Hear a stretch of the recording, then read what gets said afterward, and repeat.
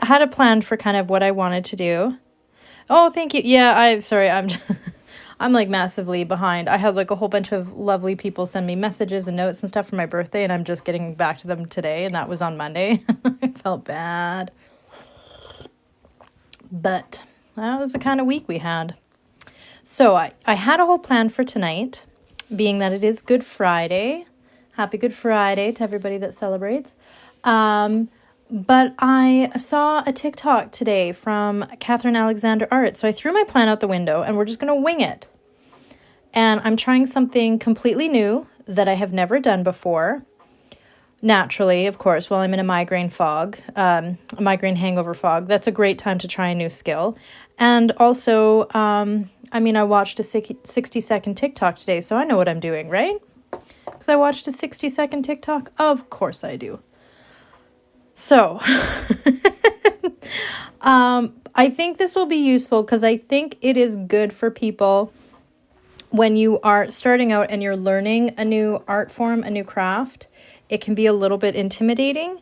So I think it is useful to see somebody struggle through and figure it out. I think it takes some of the intimidation away from trying something new. So I'm going to try something I've never tried before. I'm going to do sort of like a vinegar etching, I guess, is what it's called.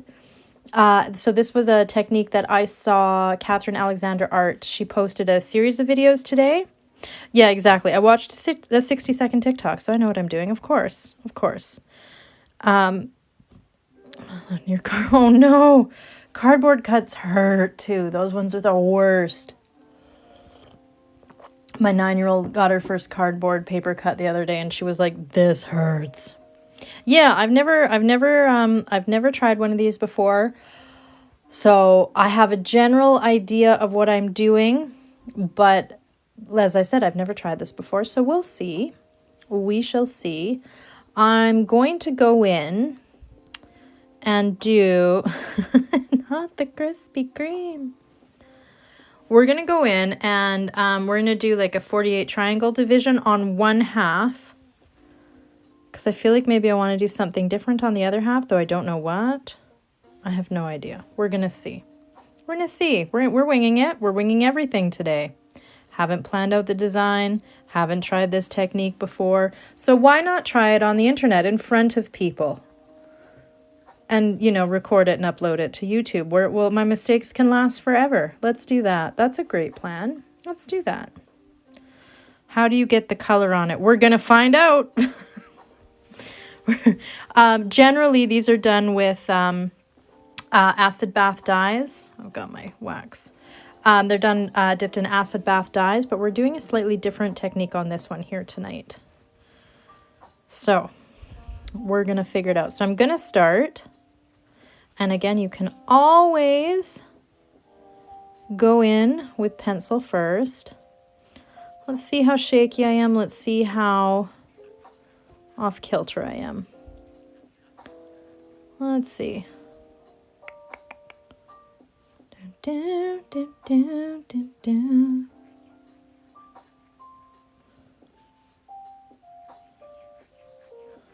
Okay. I saw a comment. Sorry, I'm looking down at my eggs, so I'm not really looking at the comments. I saw a comment. Ooh, was that a tarot card? I am assuming maybe you meant my wax sheet here that I had propped up. It is not a tarot card. This is a wafer sheet of beeswax that I use for my for my eggs here. I melt the wax into this tool here. It's called a kitska. That's what I use. It's the tool I use to write my pisanki. Yeah, I to be honest, I do eggs all year round, but the Orthodox Easter isn't for a month, so if you're like, "Oh no, Easter's this weekend, I'm not ready," just say you're celebrating the Orthodox Easter and you got a month to go. You're early. That's what I do. That's what I do. Bum, bum, bum. But to the person that said, "Ooh, was that a tarot card?" You gave me an idea that I need to go look through some tarot cards and oracle cards, because I betcha there's some cool things in there that I could put on an egg, I feel like. Some cool designs that I could be inspired by for an egg, I feel like. You know what would be real cool is to do an entire series of eggs, and each one is like a tarot card, representative of a tarot card. I think that'd be cool. It would take you a hell of a long time. Be hella cool though. Okay. So, all right. Hi. Do the whole major arcana. Maybe that's what I should do. Start with the major arcana and then go from there. All right, so I've divided her in half. So now, just on one side, not the whole side, I'm just going to focus on one side. I'm going to quarter it. Go up top here, find my middle.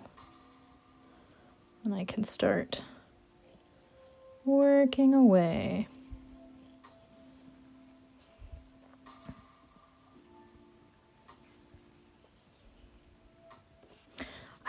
I feel like I've seen a bunch of sunflowers lately on Pasunke. So I kind of want to put sunflowers on here at some point. Except that I don't know where exactly I want them and how exactly I want them. And what exact style I want to do them. And these are all things that I probably should have figured out before I went on here tonight. But that would be planning ahead. We had that night was busy with family time. Tonight we had our family movie night tonight, as we do pretty much every Friday. We finally showed the kids The Never-Ending Story. And I have 2 kids. Zodiac eggs. Ooh, yes. I should do some Zodiac eggs. But yeah, we showed the kids Never-Ending Story tonight. My kids are 7 and 9. They had 2 very, very different reactions to the movie. My younger one loved it. Bawled her heart out with Artex and the Swamp of Sadness and that whole thing, just as I did when I was a kid. The older one made fun of the special effects the entire movie. Was not moved at all by anything. Went on several rants throughout the film. At one point, she went on a rant. She's 9. At one point, she went on a rant about how she thought it was unfair that Atreyu can just spend the movie with his shirt open, nipples free, but because she is a girl, she cannot do the same thing. And she was bitter about it. I thought that was quite funny. And then at the end of the movie, the very end of the movie, when you finally get to see the Empress at the very end. Because I talked her up. I was like, she's so beautiful. And her headpiece that she wears is so amazing. I really talked her up because when I was a kid, thought that she was the most beautiful thing. And her like little headdress piece thing was so pretty. And feminist in training. Oh yeah, there's no training. She's there. So it's like towards the end of the movie, we're about to meet the Emperor. So now I'm doing my equator line, if you will. Just marking. I like to do that. Obviously, if you do this in pencil, it's like much, much easier. But I kind of do the markings and then I take a quick peek and I look at it and I just make sure it's going to be even. And I think it will be. So we get to the end of the movie and my husband's like, are you excited? You get to see the Empress now. You get to see the Empress. And my 9-year-old goes, oh, finally a girl character. I'm so sick of all these boys. And I had to stifle my laugh. And then had the realization for the first time ever that, yeah, there's a lot of boys which I think is on purpose, right? Because it was funny to me that she noticed it. And I thought it was good that she noticed it. I mean, I think it was purposely done by the author, right? Because Bastian, that's the whole thing, right? His mother has just died. Like, I think there's a reason that, female characters are absent. But it was funny to me that she noticed it and she, like, called it out. That I enjoyed. Draw a heart. I could. I gotta figure out where I'm gonna put these sunflowers. Okay, so I did my egg in half around here. And, I'm excited for you guys. And, you guys getting your kits in. That's exciting. So I did all the way around, put it in half. And then I quartered it. And then I went and did those ones as well. Oh, it came up while you're draining your eggs. Pay attention. Pay attention when you drain your eggs. I've broken 4, girl. Or I shouldn't say girl. I don't know if you're a girl or not for sure. But if I can make you feel better, look at what happened when I was draining this one. So don't feel bad. Happens to the best of us. That's one of the bonuses of draining your eggs first before you work on them, is that you don't have to deal with the sadness after you complete an egg. But pros and cons. I like leaving my eggs whole because they'll sink down into the dyes. And I just find them, because they're not as fragile when they're not drained. So I just find them, I don't know exactly how to, they're just, they're tougher. They're more, I'm a klutz is what I'm trying to say. And I need all the help I can get. All right. So then we put our equator line in. Now we're going to make our pieces of pie. So we want to keep these even. So I'm going to take my tool here. I apologize if you're asking questions. I get looking down at my egg and I don't always see them. I try to answer as many questions as I can while I work, but there is a lot of people in the chat that also do this art form. So if you have questions, chances are somebody will be able to help you. So when I say pieces of pie, I mean, if you look at this, we want 2 even slices of pie, right? It's like you're making dessert for your kids. You don't want one slice to be skinny and one slice to be big, because then they'll complain and whine. She got more than I did. You don't want that. It's beeswax. It is beeswax. I'm using this tool. I'm just testing it if you're wondering what I'm doing off to the side here.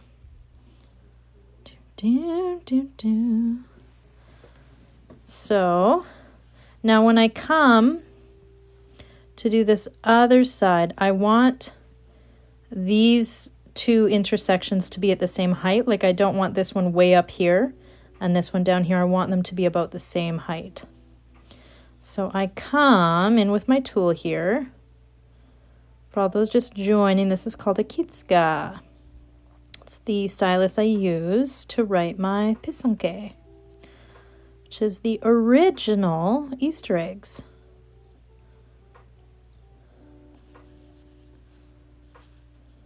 That one's a little bit higher, but it's not bad. I just come.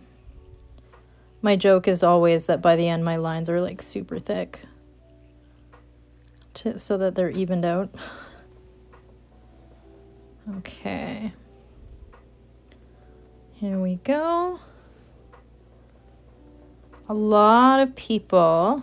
What music do I have on? This is, so it used to be that Chilled Cow channel on YouTube that they just did like a live, like lo-fi stream. Lo-fi, just chill music. But they seem to have changed the name, and now I don't think it's called Chilled Cow anymore. I think it's called Lo-Fi Girl. But they just have a live stream, and it's just really. Have you done a goose egg? I've done duck eggs. So, quick break for a moment. So we have like our chicken's eggs, right? And then this is a duck egg. So it's a little bit bigger. A little bit bigger. This is Ducky the peacock. Ducky. Damn, child, you were the one that named Ducky, weren't you? I believe it was you. Yes, that book. Yes, that's a lot of people say I bring up that memory for them of that book. I'd love to see what you could do with a goose egg. I have, so over there, you can just sort of peer it. It's quite large over in the back corner there. There's an ostrich egg that my grandmother started painting with acrylic paint like 20, 30 years ago before she passed. So I'm going to do a video series of finishing that. But other than that, it's just chicken eggs. So this is very, I think, so I've never done batik, but I'm told this is very similar to like a decanting tool that you use for batik. I've heard of people using this tool to do like really fine detail work on things like wood or fabric. I personally have never tried, but I've been told you can.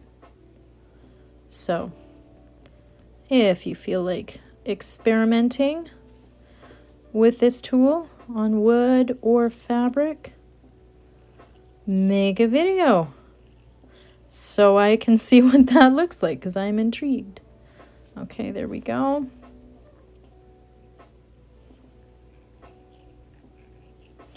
Almost done.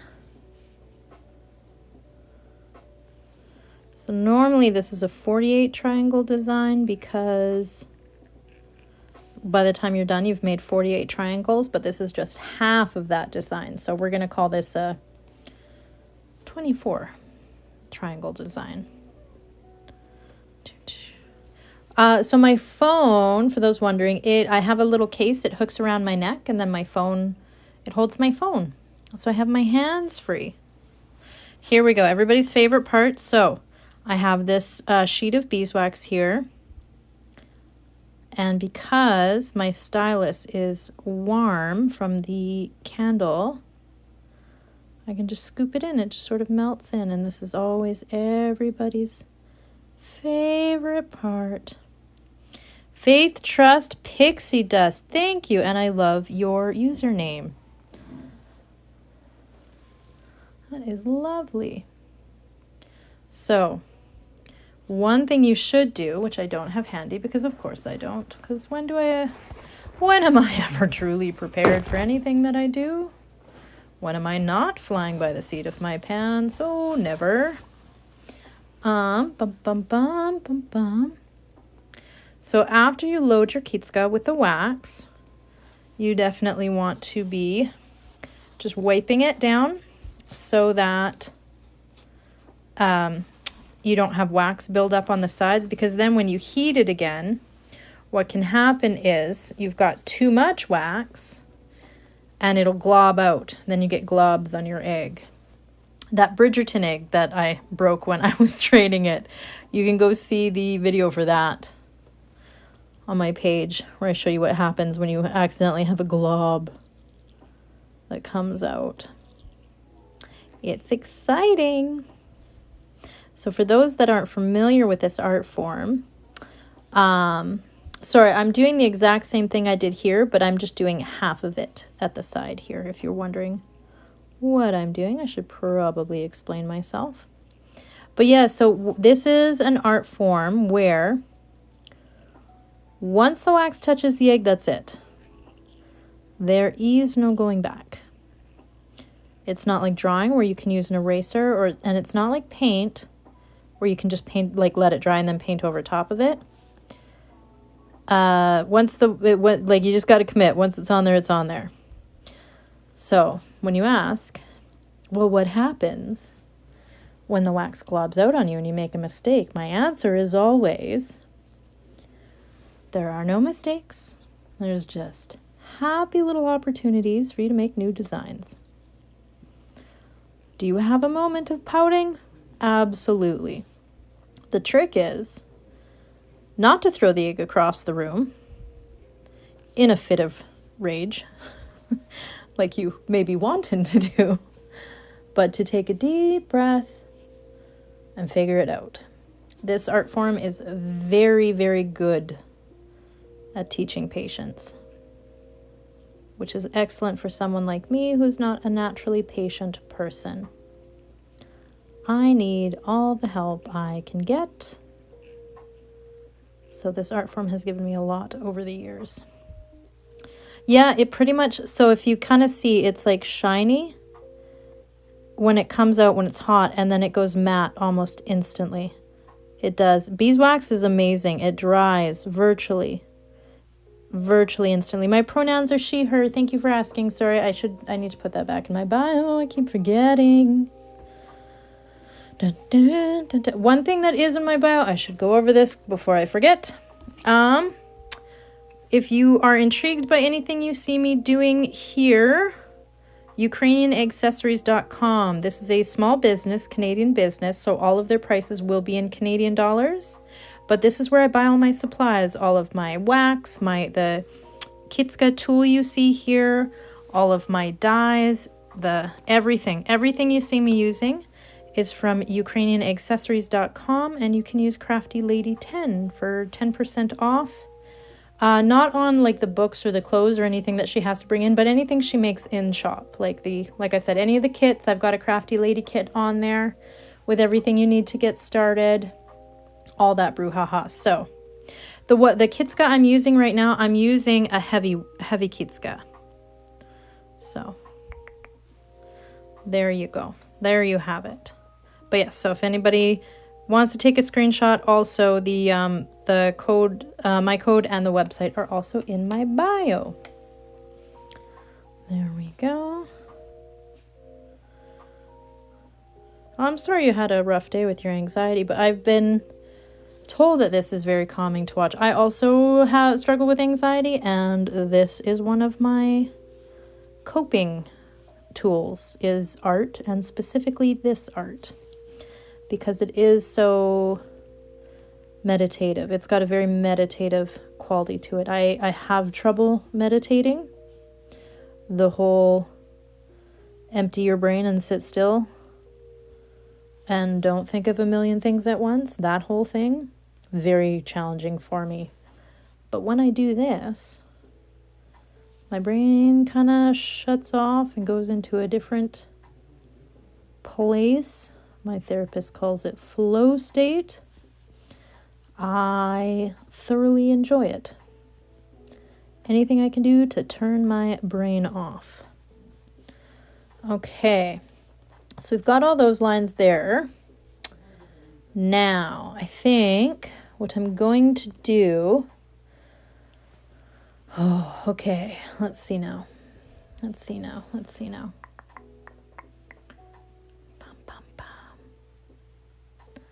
Okay, so I'm going to come in.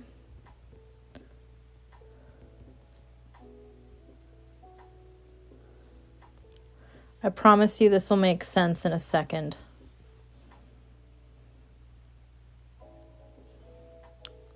I'm going to do these little like sticks.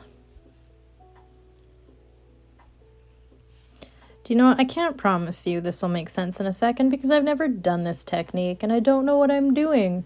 But you will be entertained because either this is going to turn out miraculously well or you can watch me crash and burn. But either way, you will be entertained.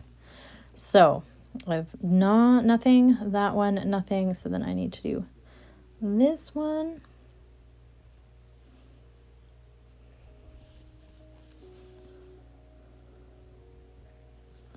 Some of you who've seen some videos and been to my lives already kind of know what I'm doing.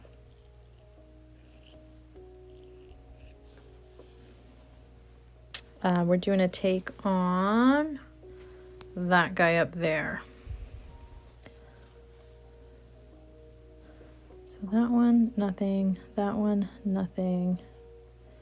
I need to do this guy now. That one has nothing. So we're doing every other one.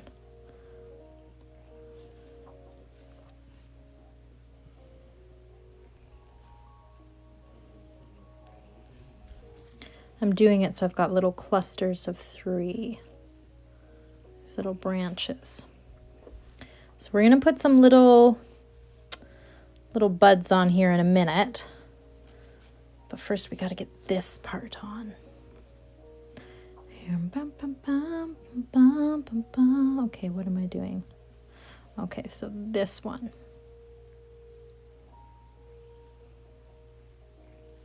So when you do these decorative eggs, your first color always takes the longest because this is all of your foundational lines. So it's going to take you a hot minute to get everything on. Okay, so I have that. I like that. Now, what I think I'm going to do, I think I'm just going to go in and do some cross hatching. So I'm going to purposely, so I'm going to go in. So these are, just so everyone is aware, when you go on the website, this is called a Darylyn style kitska. So she orders these ones in from the Ukraine. This is the ones she makes in-house. I like them both. I tend to enjoy using this one for all my foundational lines, and I feel like I get better detail work with this style. I have no idea why that is. Both of these work very well, and either one will work for you. There is a Cheeky Crafty Lady kit that includes these two, this style, and then there is I think a Let's Get Started kit that includes this styles, but either one will work. You can always buy extra kitskas if you want to do them with your family. It's fun if you're looking for a fun Easter activity this year. So I just got to get this kitska warmed up and going. How am I going to get these? I want to do sunflowers. How am I going to get them on here? Oh, I should have looked up photos of sunflower. Do you know what I think I need to do? I think in my head I'm thinking I need to do like realistic sunflowers, which is hilarious because this is pasunke. And that is very hard to do. Anything realistic. I think I need to do like, not cartoonish sunflowers, but purposely like not go for realism.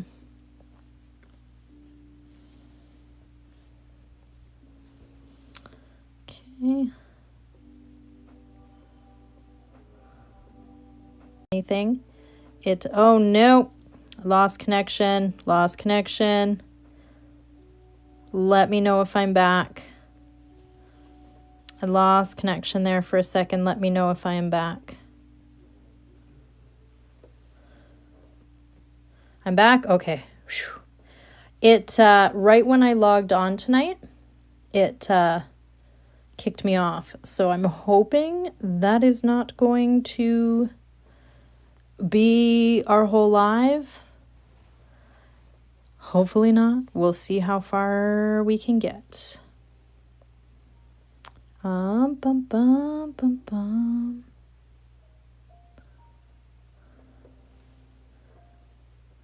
There we go.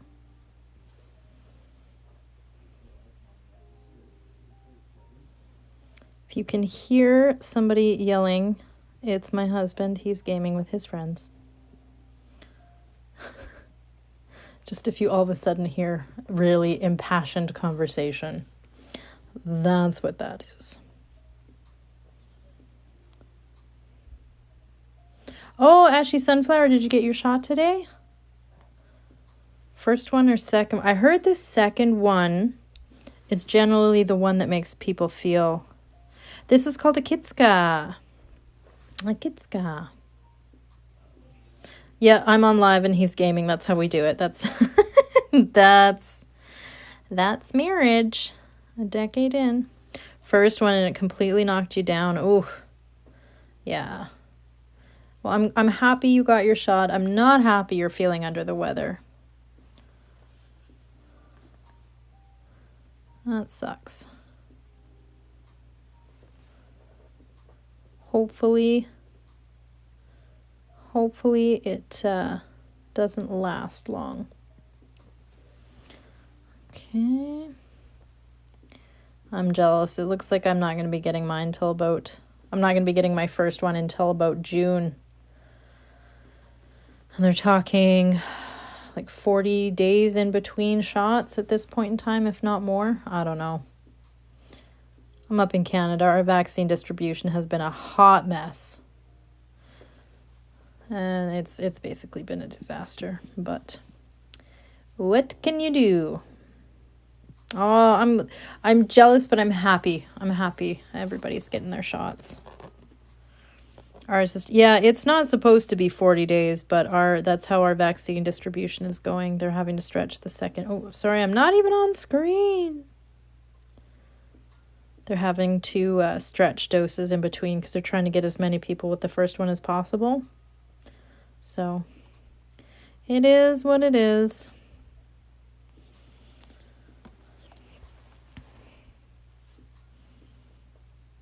Everyone over 16 can get it in Delaware. Dude, I'm 39 and I have a bone marrow disease and I can't get it. I'm jealous. I'm jealous, but I'm happy because the more people that get the shot, the better, right? It's the thing about communicable diseases. It's a everybody thing. It's a everybody thing.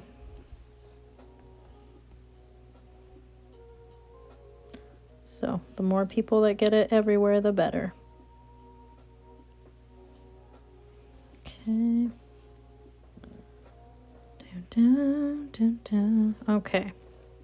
So I'm probably going to do this again with something else in between, but I just kind of want to see if the thing that I have in mind is even going to work. We're going to see.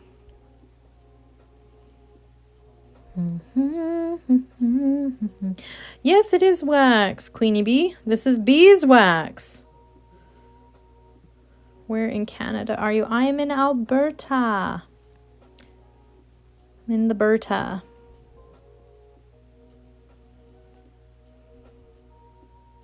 Where we have in Vermilion, or not Vermilion, that's BC. Migraine, hangover. In Vegreville, north of me, we have something called the world's largest pisanka. You can Google it. It's a thing. It's a thing. I wanted to get into this style for a while, but haven't done it yet. Do it. I've always seen these kind of etched eggs done, but I didn't know how to do it. So, like I said, I watched a 60-second TikTok today and thought, sure, I can do it. Me, every time I watch a YouTube tutorial for some, like, fixing something around the house. Oh, I watched a 5-minute YouTube video on this. I can, like, rewire a light switch, right? Sure I can. You can do it with your 5-year-old. A couple of tips. I'm going to post a video about this tomorrow because I'm going to do eggs with my kids tomorrow. But a couple of tips I would recommend if you're doing it, especially with a 5-year-old, have like an old tea towel you don't care about. Because you can do a couple of things depending on how skilled they are. One thing you can do is prop it up on the tea towel, and that might be easier for them to work with. The other thing you can do is you can put your hand under the tea towel and hold the egg for them and help them. And then that way, if they get going, right, and they move the kitska to where your hand is, they're just going to hit, like, they're not going to burn you. Not that I have experience with that, but it's just easier for them to work.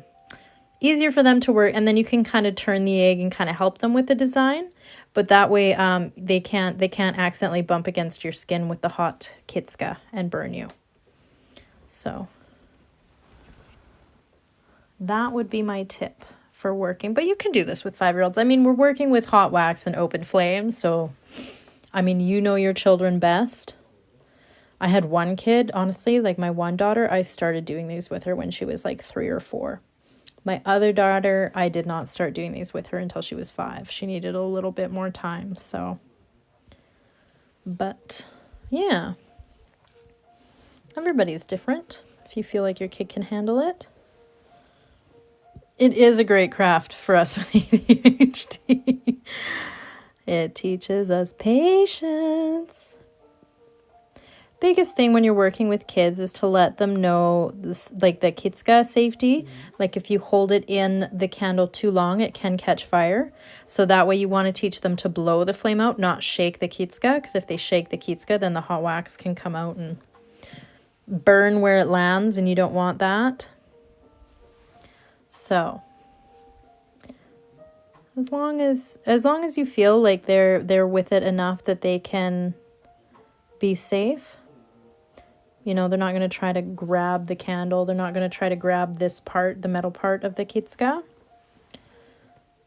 You know, you can even put your hand over top of their hand while they're drawing on the kitska to guide them if you're worried about their little fingers touching that part of it.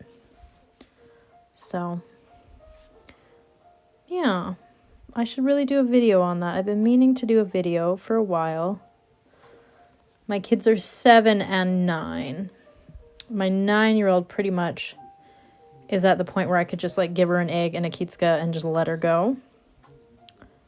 But my 5-year-old needs a little bit more guidance, which is fine.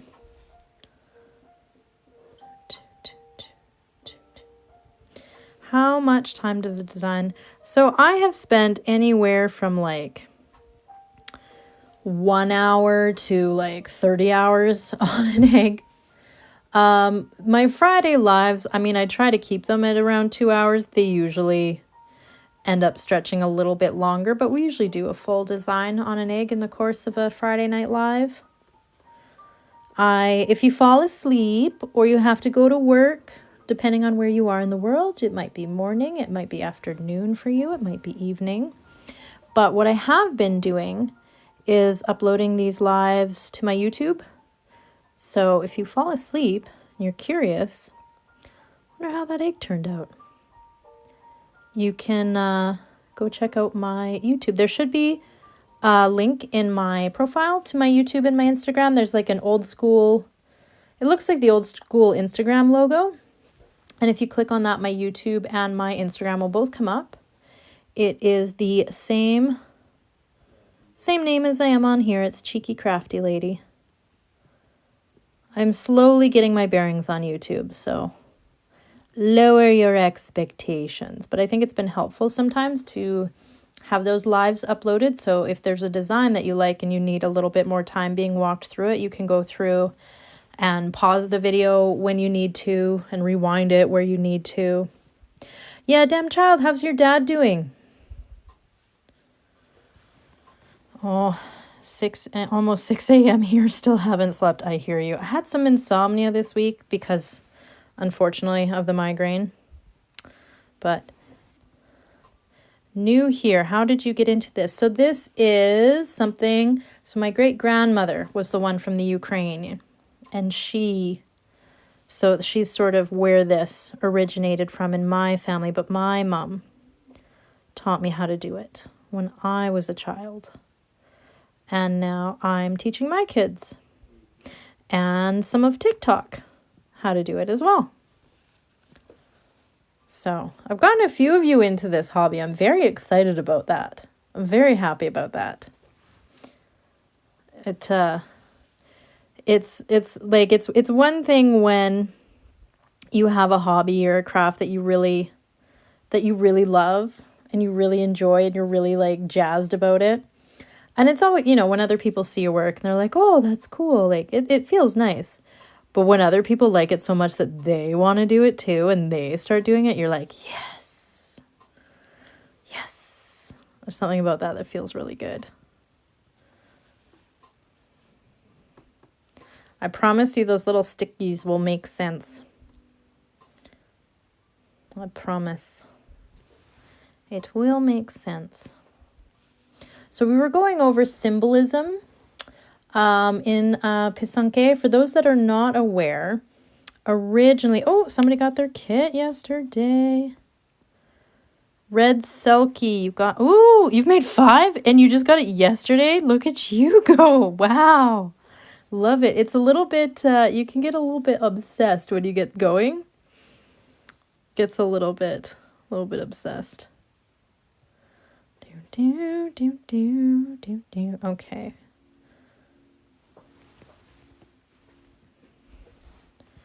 Go back to this. So yes, so we were talking about some symbolism. I posted a video earlier I can't remember. Maybe, was it on Monday? It might have been on Monday. Was it on Monday? Maybe it was Tuesday. This week is Swiss cheese in my brain. There is big holes and gaps in this last week here because of the migraines. I think it maybe was Tuesday. But I did a very friendly, super beginner-friendly design involving wheat. And wheat typically is symbolic of wishes for either good health or a bountiful harvest, generally. And then fishing nets have to do more with the Christian tradition. So for those that don't know, this originally started with the pagans. Like these eggs date back pre-Christianity. They were part of spring rituals, spring celebrations. And then Christianity adopted it with because eggs are symbolic, right, of new life, new beginnings. So the whole Christ has risen, that whole thing with Easter, that's where they adopted it to. So in the Christian tradition, the cross-hatching here, the netting, it has to be with the fisherman, it's Jesus being the fisher of men or something. We went over this on the last live I did, and I cannot remember it right now for the life of me. Oh, my brain and the Swiss cheese. But yeah, there's some symbols that, depending if we're looking at the pagan tradition, fishers of men, yes. That is what the cross-hatching, the netting has to do with. And, but yeah, depending if we're looking at the pagan tradition or the Christian tradition, some of the symbols might mean different things. Generally, in the Christian tradition, any dots represent Mary's tears when Jesus was crucified. Pagan tradition dots tend to be more symbolic of the stars. Triangles are a big one. Triangles represent trinities. So obviously, if we're talking the Christian tradition, we're talking Father, Son, Holy Spirit. Pagan tradition, they had to do more with like sun, moon, and stars, or specifically the elements of water, fire, air were a big one, but always trinities. Oh yes, sorry, if anybody is wondering, this is the company I use to buy all my supplies from. It is a Canadian small business, so support your small business. UkrainianAccessories.com. All of the prices will be listed in Canadian dollars. And then Crafty Lady 10 will save you 10% at Maiden Mother and Crone. Yep, that's another one. Crafty Lady 10 will save you 10% at checkout. If you use my code, I do get a small kickback. So thank you very much if you do decide to use it. Here we go. Finish up this side, and then I'm going to figure out these sunflowers. I love to watch your lives. They are so relaxing. I'm glad. Like I said, I like doing these before bed. For one, because my kids are sleeping, and I actually get to be not interrupted. And I get to focus my attention on my work. If my children are asleep, if they are awake, that will not happen. But I also just find it a really, like I said, meditating and me aren't always a good mix. I find it really challenging to empty my brain. But yet when I do this, quite often, I just don't think of anything. I just get into that flow state and I just kind of go for it. Are these regular eggs or special eggs? I mean, this is a regular like chicken's egg from the grocery store, like Walmart. However, I'm going to make it special. Adjust my light here. Let's see. There we go. Dun, dun, dun, dun, dun. What is it they say? Any art made with intention is magic. I wholeheartedly believe that.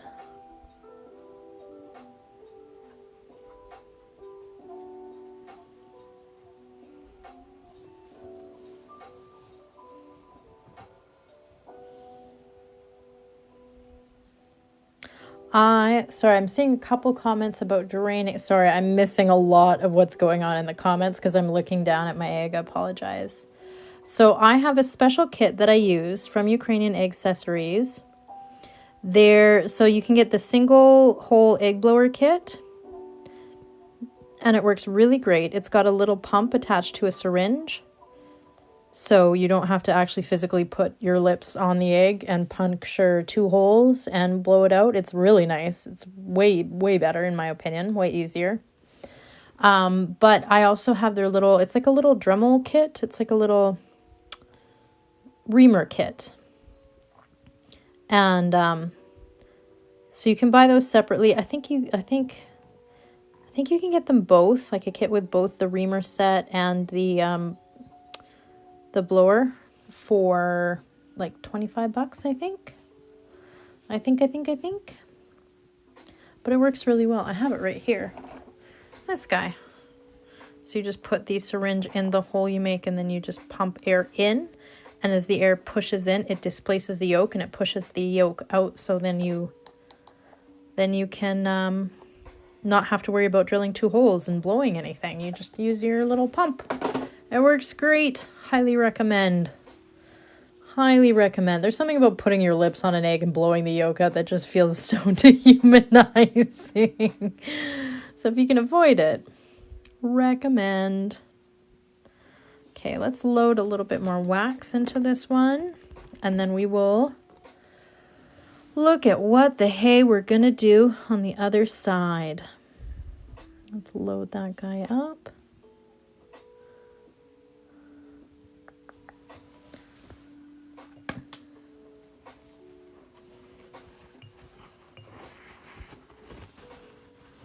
Should I just do one single? Yeah, why don't I do one single one? I'll do one single one with a couple of leaves. Let's try that. You will notice me doing a lot of what we call model talk. Teachers will know. Anyone that's done child development classes for psychology. Model talk. You'll see me talk my way through stuff as I figure it out. Usually it ends up coming across as mostly just incoherent ramblings, but I should put a windmill in the background. Ooh. I've never done a windmill before. I'm going to do one with a windmill. It's not going to be this one, because my brain is not with it enough to figure out a windmill properly. I've got to do some stuff that I've done before. I say as I'm doing a sunflower, and I haven't done it before. Why am I who I am? Everybody have a break and have a sip of tea. Have a sip of tea. I think I'm going to slap a border on here. Am I going to put a border on here? I am going to put a border on here. I'm going to show you a really simple border. I'm going to take my heavy style Kitska. Super, super simple. But it's okay. Yeah, I watched a 60-second TikTok. I know what I'm doing. I watched a 60-second TikTok. I know all the answers. Isn't that how that works? But for real, if you want to see a professional do this technique that I'm about to attempt, Catherine Alexander Art. She's got a series of videos. So, wherever I made those markings, when I was putting my design on here, I'm just going to come back and put a little dot. So I want this to kind of look like lace work. So I have those little dots. It's like a really, really easy way to add a nice detail to your design. And then I'm just going to go in the middle of all those ones. You can mark this out in pencil beforehand, or if you want to be a rebel like me, you just eyeball it because you're lazy and impatient, and marking it out in pencil is too much. I think I'm going to mark my sunflower out in pencil. That is not centered. Don't be afraid to mark your stuff out in pencil first. Grew up, I was never allowed to use pencil on my eggs. My mom had the idea that if you used pencil beforehand, it wasn't a real pisanke, which isn't true. And all the most incredible pisanke artists I've seen on social media all use pencil, so I don't know where she got that from, but she wholeheartedly believed it. And then I'm just going to go in the center of all these. So yeah, I had to learn how to do this without marking anything in pencil first. So, but you don't have to. No one's going to come across the room and yank the pencil out of your hand. So if you need to use pencil to mark your stuff out first, by all means, go ahead and use that pencil. There are no pisanke police that are going to come to your door, so you are good.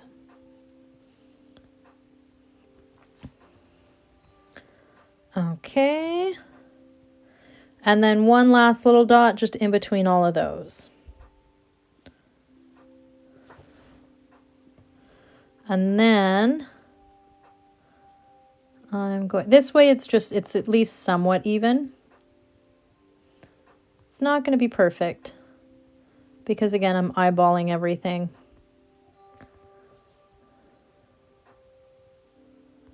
But, and then it's just like this nice little, it's just nicer than a completely straight line. It just has a little bit more visual interest, I guess is what I'm trying to say. We love visual interest. So if you are celebrating Easter this weekend, I hope you have a joyous one. I know Easter last year looked really different for a lot of people. I know Easter this year is still looking really different for a lot of people.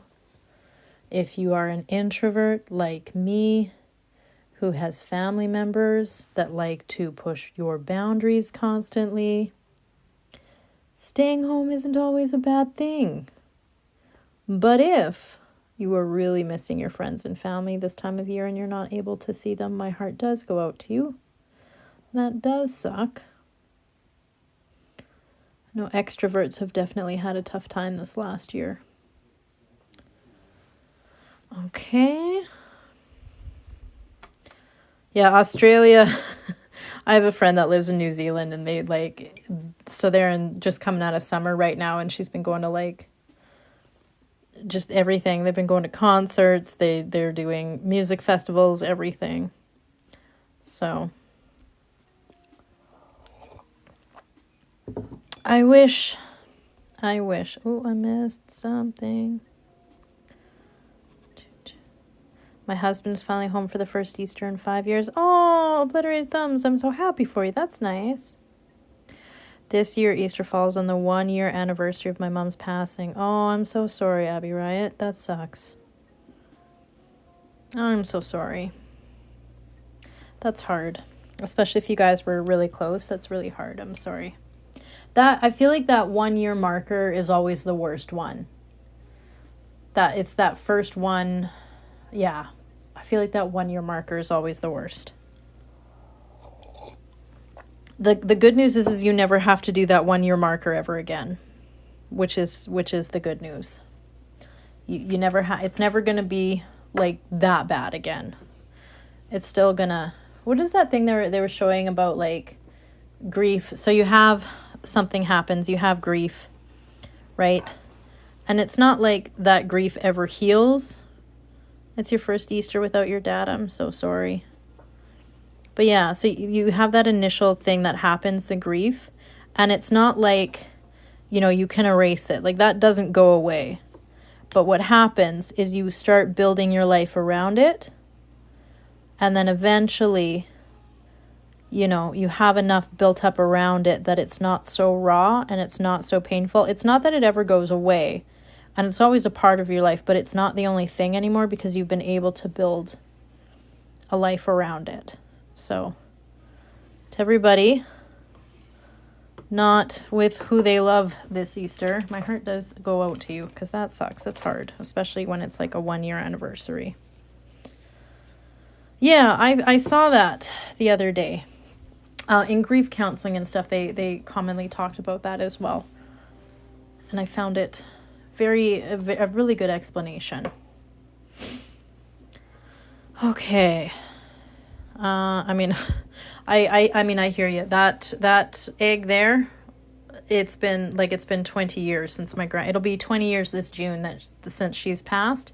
And I know for a fact when I work on that egg, I'm going to be crying. So it is. Sometimes you feel it more. Some days you feel it more than others, but okay.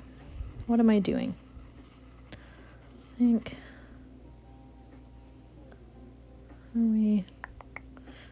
sorry, I'm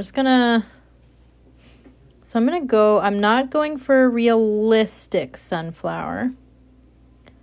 I'm going to go for more of a cartoony one, I think. So I'm just sort of sketching some stuff in. So if you can see, I'm doing kind of like a teardrop shape. I did a circle, I did a teardrop shape. Now I'm just going to kind of go in and add another layer.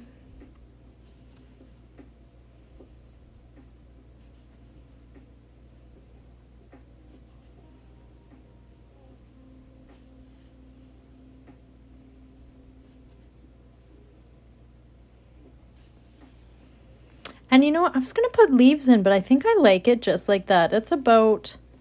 So I can kind of use these lines as markers. Oh, I winged it and I got it center. Look at that. I did too. Good for me. That's amazing. There we go. Yeah, the thing about grief that I found personally is that every day looks different, and that's what makes it challenging, is that every day is different, right? You don't know what to expect. You don't know when a wave is going to hit, because some days you'll be like fine and you'll be plunking along and then all of a sudden you'll just get like that wave and it just washes over you and you're like, gah.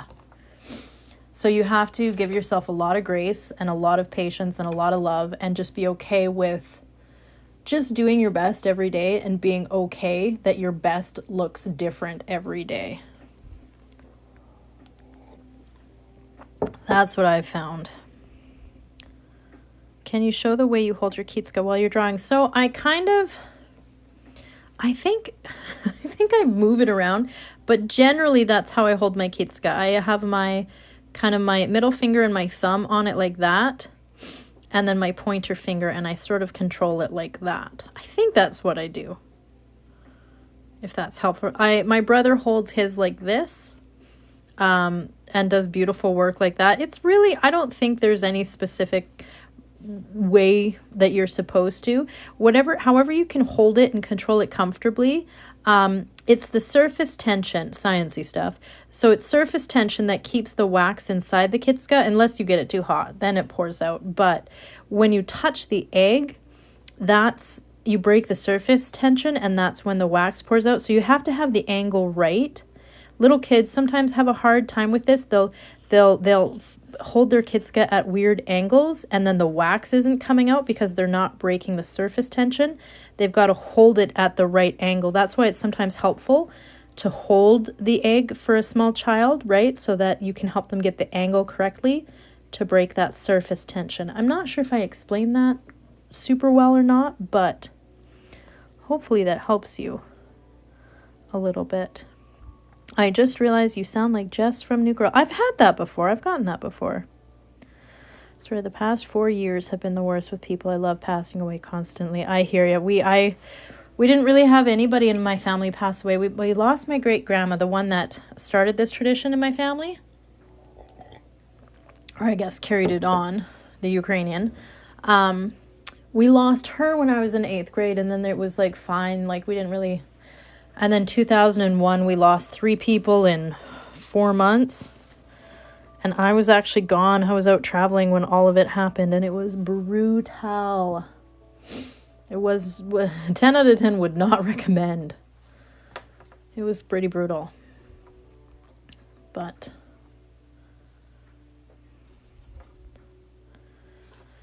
and then, you know, the whole 9/11 thing happened, and we lost some. We lost one in January, one in February, one in May, one in June, and then September 11th happened. So 2001 was rough. It seems to happen that way. We go through expansions and contractions in life, and sometimes it feels like everything is expansive and like all these good things are happening and everything is growing and moving, and then all of a sudden you go through a contraction.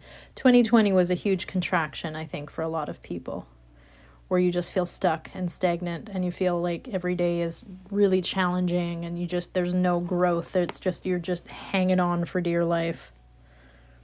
I feel like that happens, but I wasn't born yet. I was born 2 months later. My birthday is... Oh, you don't feel guilty for celebrating your birthday. I have a friend of mine, her birthday is 9/11. Girl, I know. Don't ever feel guilty for celebrating your birthday. You celebrating your birthday does not mean that other people... You don't need to be... you don't need to cancel out your joy, I guess, in order to try to help someone else's misery. I think the opposite. Try to find as much joy as you can. But I don't think you should ever. I'm so old. I hear you. I just turned 39. Old is relative, though. Really.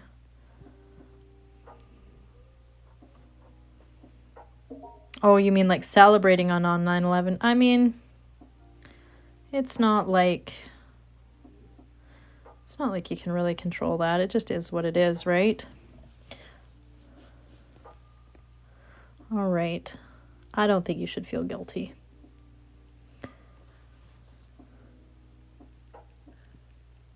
I think, and to be honest, I think it's kind of one of those... So I have a friend who was actually born on Pearl Harbor Day. I think it's December 7th, I think. And of course, nowadays we don't really think about that being like, oh, we shouldn't celebrate on, the anniversary of Pearl Harbor, because enough time has passed that's just not a thing. And I think that's sort of the same thing with 9/11. And it's not meant to be a disrespectful thing. It's just eventually... it kind of fades a bit. That makes sense. When you are my age, then you can say you're old. Yeah, you were born first. So it's the exact same thing with my friend, So she had the misfortune, or like Columbine, like when we talk about the anniversary of that, like Columbine shooting, if somebody's birthday happens to be on the day that Columbine happened, should they not celebrate? Like, I don't think you can look at life like that.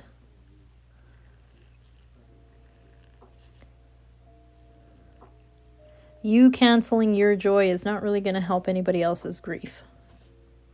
Hello from Oregon. Where are you from? Your voice is so calming. I am from Canada. I'm from Alberta.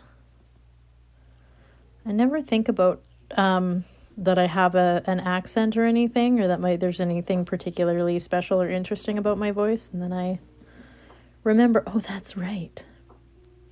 To other people, I am 19. Oh, I remember when I was a young lass of 19.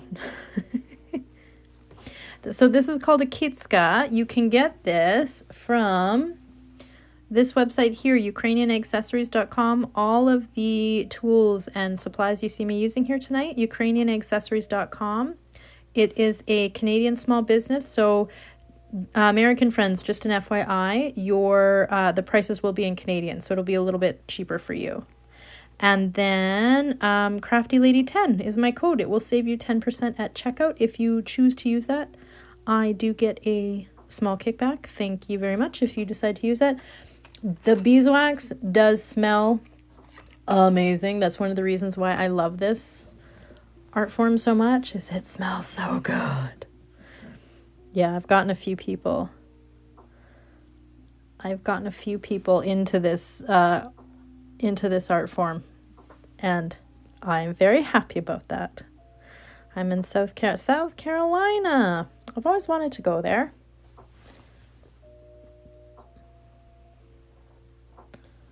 Always wanted to go there. So now I'm just gonna come and do my little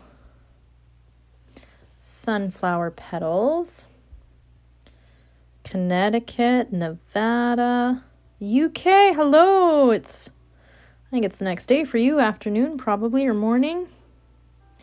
Do you clean your eggs before? Oh, I should do cross hatching in the center. I'm totally doing cross hatching. Okay, I'm going to finish my petals and I'm going to do cross hatching in the center of this sucker. You are right. 100% agree. And then it'll tie in with the other side. Ooh, I love it. New Jersey, Ontario. We've got people from all over. All over. Yes, I apologize if I'm missing any comments. I get looking down at my egg, and I miss a lot of the comments. Like I said before, though, if you have a question, there's quite a few people in the chat that also do this art form, so they should be able to answer any questions that you have. So my apologies, though. I get looking down at my egg and I try not to make a mistake, and then I get in the zone and then I remember, oh yes, there's people watching and they may have questions.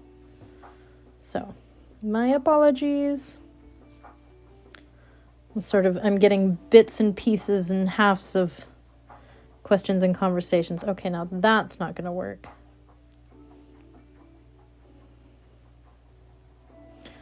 Oh, well, we'll wing it.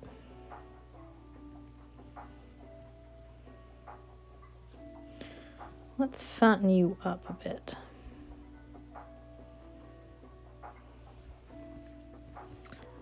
And let's fatten that side up a bit.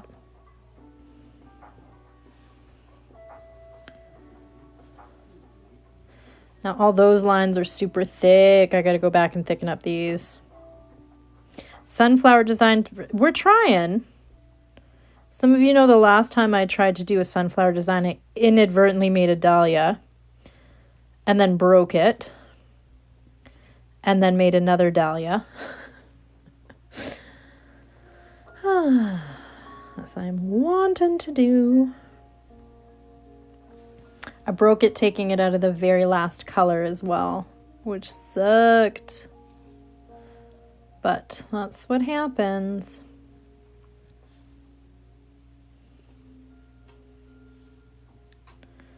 Okay, let's keep going. Then we'll put some cross hatching in the center of it, and then we're going to try an experiment, which I'm very excited about.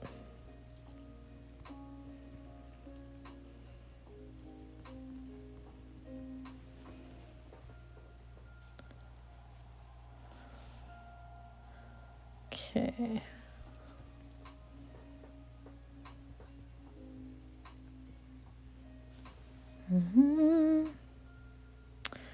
What's your fave design you have done? And by the way, your voice is so soothing and I love your nails. Thank you. So my nails are Hollow Taco. What am I wearing? I think I'm wearing Menchie the cat. I love Hollow Taco. I love Christine, Simply Nailogical on YouTube, another Canadian.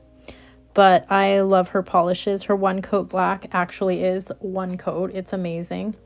And her polishes actually last on my hands. I have a really hard time getting nail polishes to last on my hands.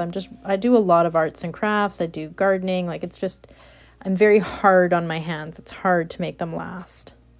So, Holo Taco is my favorite by far. It's the only thing that lasts on my hands. I need to order some more. I'm running very low. What are your pronouns? I am she, her. Thank you for asking. Oh no. Was supposed to get married on Sunday. Oh, it's gonna be a rough go, yes. Your only goal for Sunday is to just get through it in one piece. Just get through it. That's all you gotta do. Get some treats, binge watch some TV, whatever you got to do. Listen to some music, go for a walk, breathe, drink some tea. Just get through it. Just get the day over with. And then you never have to do that again. Oh, I was going to say, what is my favorite design I've ever... It changes. I feel like right now this is my favorite. Right now, that one's my favorite because I'm keep doing it on other eggs. I really love the 48 triangle design. I really love it. I've loved it for a while. I just find it really meditative when I do it and really enjoyable. And it's just so versatile. Like, you can just do so much with it. So I think that's maybe my favorite right now. But to be completely honest, it changes.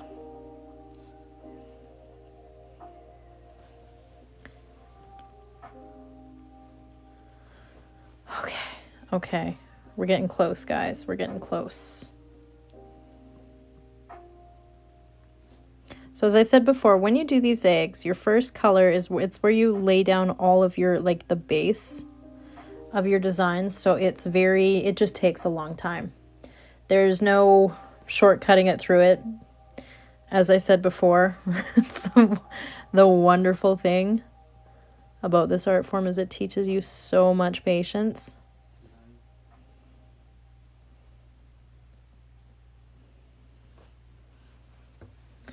Really good for somebody like me that just gets a little bit. Damn, my Wi-Fi cut out. We're still putting petals on a sunflower. You haven't.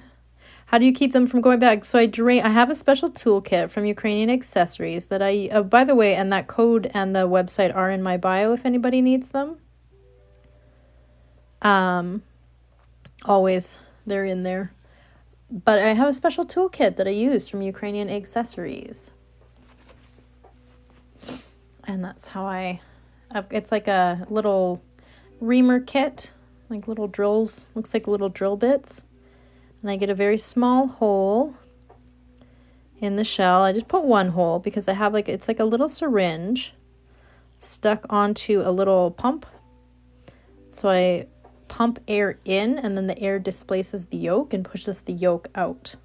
And that's how you can get it all out of one hole, and you don't have to drill a second hole and blow it and all that. And ugh, that's a whole thing. That's the old school way of doing it. Not wrong.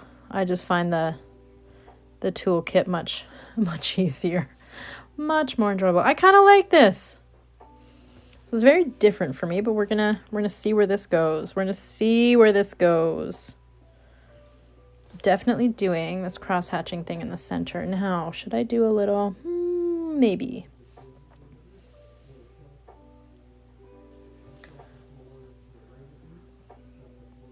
Somebody in my husband's game screwed up. I can tell.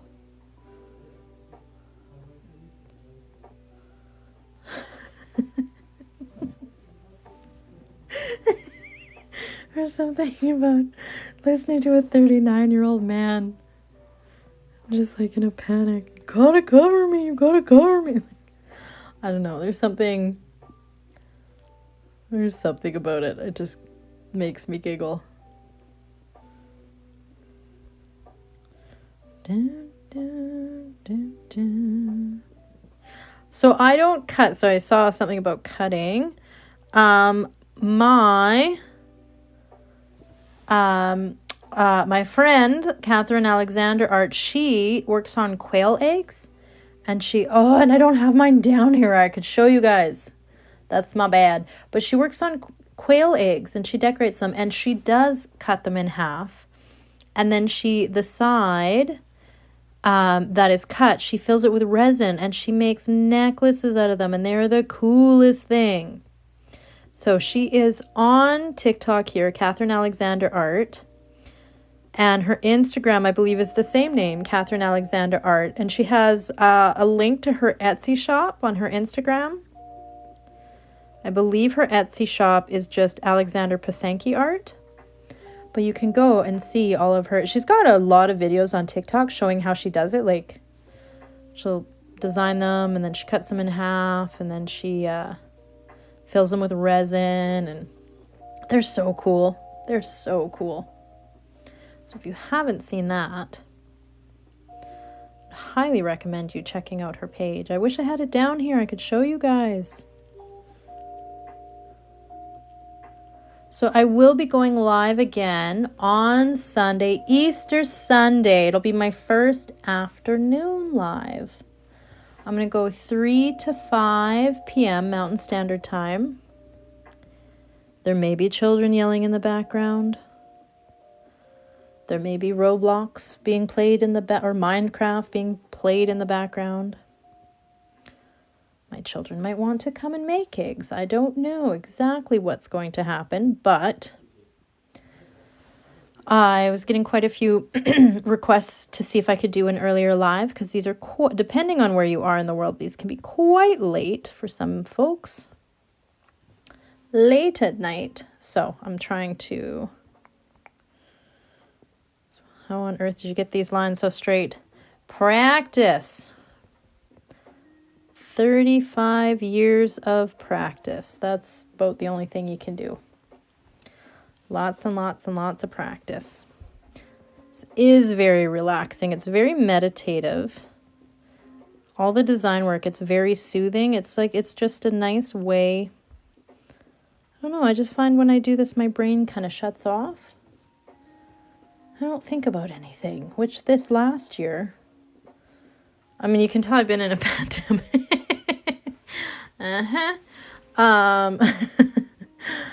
Yeah, I've been making a lot of art this last year. That's how I cope. I make art. I do these, I do watercolor, I draw, I paint. I paint anything. I've done murals on my walls.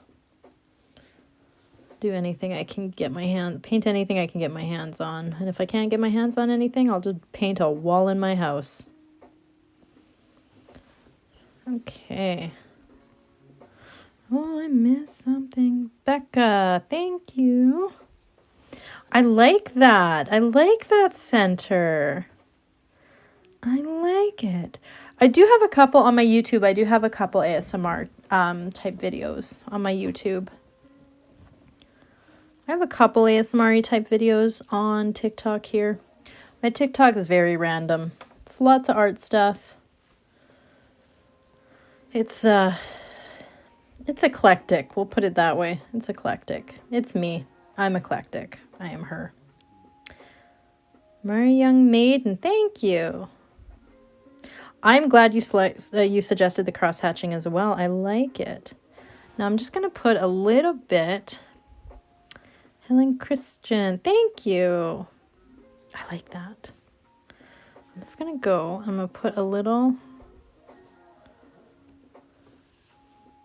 Nothing crazy. We're just going to put in a little detail.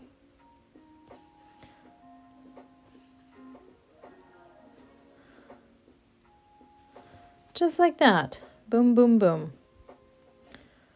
Helen Christman, thank you. Thank you. Very kind of you. I'll just do a little one up here. And then it's time for our experiment. I have no idea if it's going to work or not. I have no idea. If you make a mistake, how do you fix it? So this isn't like drawing where you can erase it with an eraser, nor is it like painting where you can just look at that, just adding those little lines. Look at how much it added to it. Nothing crazy, right? Just lines. So not a lot of artistic ability needed. All I did was add little lines, but look at how cute it made it. Oh, I'm so glad we did a sunflower. But yeah, you once the wax touches the egg, that's it. You just got to commit. You just got to commit. It leaves a residue, so even if you try to scratch it off, it doesn't work because the subsequent dye, it just won't take. So it's like, it's a bit of a thing. Okay, here we go. Are we ready? So now we're going to try to take this brown chicken's egg. We're putting it in straight vinegar. God help us all. Am I going to make art or am I going to make science? We don't know. We don't know what's going to happen. Are we going to be entertained? Yes. That is the only guarantee I can give you. So this is straight vinegar. Do not do not drink it. Now, in her video, she said she put it in for 7 minutes. That I find terrifying. So what we can tell this is not a fresh egg. Because she's floating. If your eggs are fresh, they sink. If they are not fresh, they float. Just FYI. Okay, I'm going to give this like 3 minutes. And then I'm going to check it because I'm terrified. Is it 5 or 10% vinegar? I think it's 5. I believe it's 5. You just don't want to stay in there, do you, sucker? You can just stay down in there. Okay. All right. Do you decorate the egg before or after removing your inside? So I prefer to drain my eggs after. The reason being, as you see here, look at it. You see it bubbling? So it's eating away at the shell right now. Oh, I'm nervous. She said 7 minutes. It's not even been 1 minute and I'm panicking. Oh, but yeah, I prefer, have you ever done a top-down rose? I have done some top-down ones, yes. But I haven't done a top-down one in ages. Maybe I'll do that on Sunday. I'll do a top-down one. I should do that on Sunday. But yeah, if you don't drain them, then they sink down into your dyes. They don't float on top. So you can do techniques like this. So if this was hollow, I wouldn't be able to be doing this technique because obviously it would just be floating on top. Make it a bouncy ball. I don't know. It might be. For anyone that's just joined, we are attempting to do like a Ukrainian, traditional Ukrainian Easter egg, a pisanke. But I'm trying an etching technique. So the vinegar is taking off sort of the top layer of that brown shell. I don't know. We're gonna leave it in for another couple minutes. Everybody grab your beverage. Grab your beverage. Do you ever think you'd be sitting on a live watching an egg and vinegar bubble? Do you ever think? Top-down rose, I believe, is the view of the rose where you can see the center. So I've done top-down designs. I don't think I've ever done a proper, like, rose. Or I think I did do one, but I think I sold it. I do not have it anymore. So top-down, you want to think like that blue one there. So instead of it being on the design going, this blue one that's hanging here, instead of it, the design being coming from like, say like this one, where it goes from the center out, it goes from the top down, is, if anybody's confused, that's what we're talking about. Oh, do I take it out yet? I'm not. Oh. It's been like 3 minutes. What's happening? Oh yeah, she needs more time. Okay.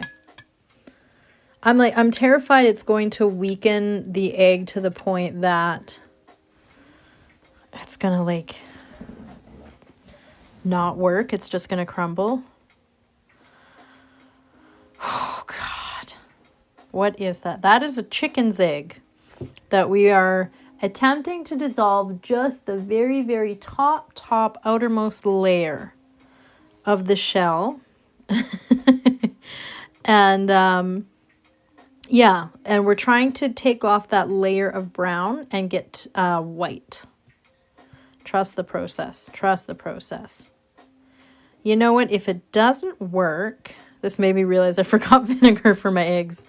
So the vinegar is very helpful when you do pisanke for 2 reasons. Even if you're working on a white egg, it's a really good idea. Get like a container, fill it 50% water, 50% vinegar, and let your egg kind of soak for 30 seconds to a minute. Take it out, give it a good scrub, and that can get rid of the residue that sometimes just the manufacturing and shipping and all that.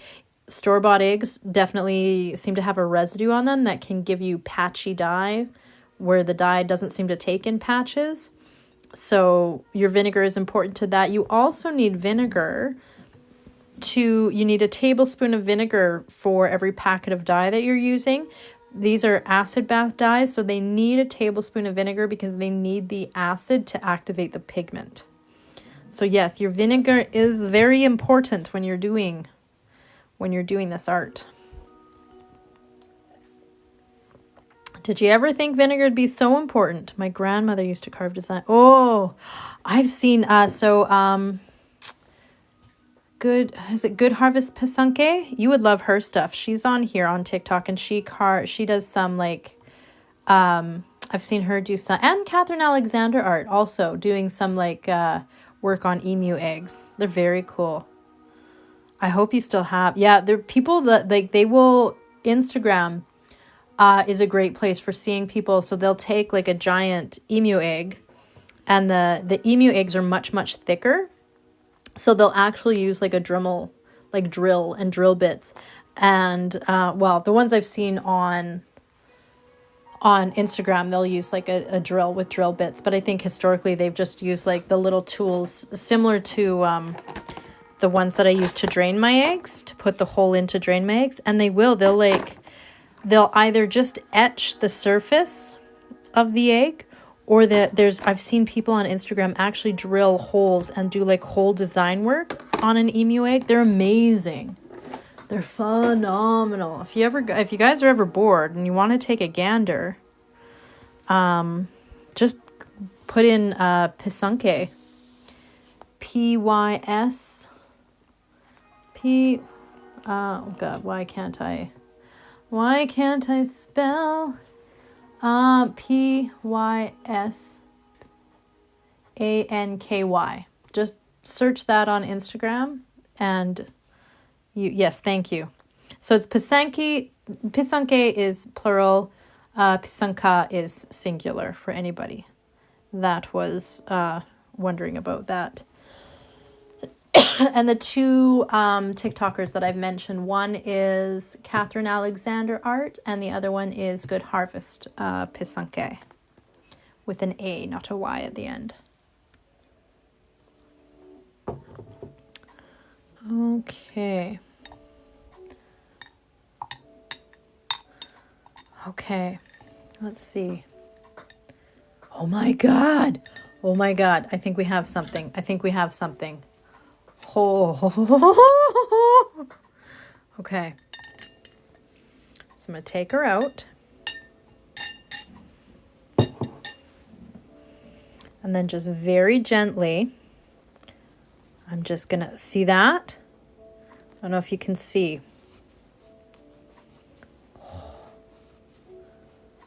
Very cool. Do you know what? I think so I'm going to take this layer off. I think I'm going to put her in for another like minute. Isn't that cool? Now chuck the spoon. Oh, God. So for those of you that are wondering, I dropped, was it last week I did this or the week before? I am not sure. It's either last week or the week before. If you have detail work like this, I find just using a soft bristle toothbrush really, really helpful if you need to get in to all that detail work. So in here, it's just a regular, it's just one of my old toothbrushes, to be honest. Just a soft bristle. I just find it, for stuff like this, I find it super, super helpful.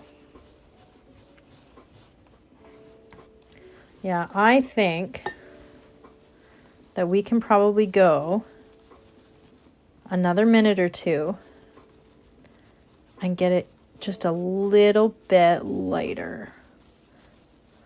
So it works. It works.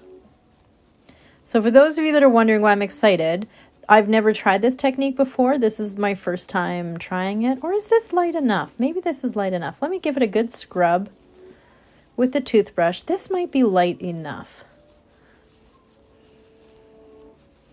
Let me give it a good scrub here.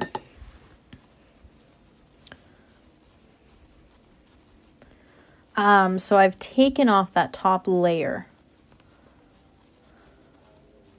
is why I am excited about this. I've never tried it, always wanted to. Watched one 60-second TikTok today from Catherine Alexander Art, and now I'm like, I got this. Totally know what I'm doing.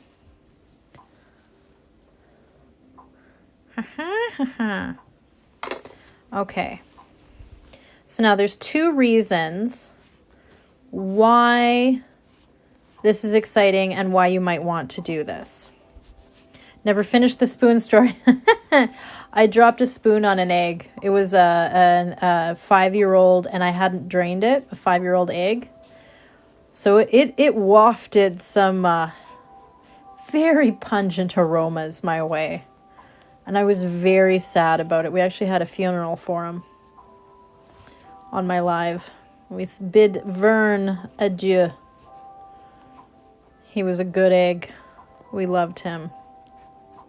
This is a raw egg you see me working on here. I usually drain them at the end. Sometimes I forget, and then I drop spoons on them 5 years later, and they break and they smell. Okay, so there's two reasons why you want to do this technique. One is, I am always Holo Taco, always. So I am now going to go in and put little white buds on here. So I'm going to go in with my heavy Kitska. And hubby is now invested in this process and watching. Well, I better not screw it up. I better not screw it up. The other nice thing about taking... Oh, look at how well this worked, you guys. So just for comparison's sake, I feel like that worked quite well. I mean, we'll see it at the end when you kind of, with this art form, we do stand Christine. Simply no. I like her because she also spells, because I spell Christina with no H, and she spells Christine with no H. So I feel like she's a kindred spirit. I'm so impressed with that. So now I can put my little white buds on here. So it's nice if you want to have like the brown of the eggshell, but you also want white on your egg. So that's one reason to do this technique. The other is that now when I go dip this in Yukon Gold, so I have my nice, and this is really easy. I'm just doing my little boop.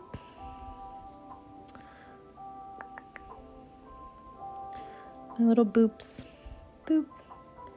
Boop. And this one I just go boop, boop, boop. I like to get the dots down. And then I just come and give it a little.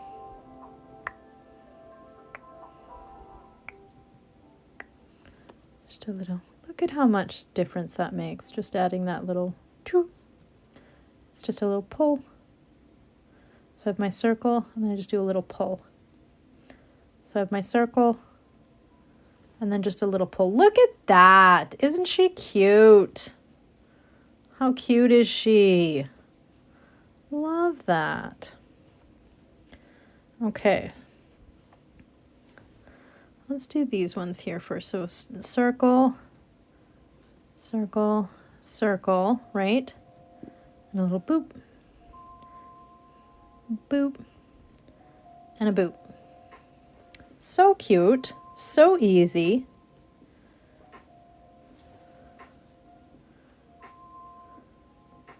So again, it's a nice way to get like a really beautiful detail without necessarily needing like a ton of artistic ability, right? Because it's just like a little dot and a little line. That's all she is. You can kind of go back and finesse a little bit, make it a little...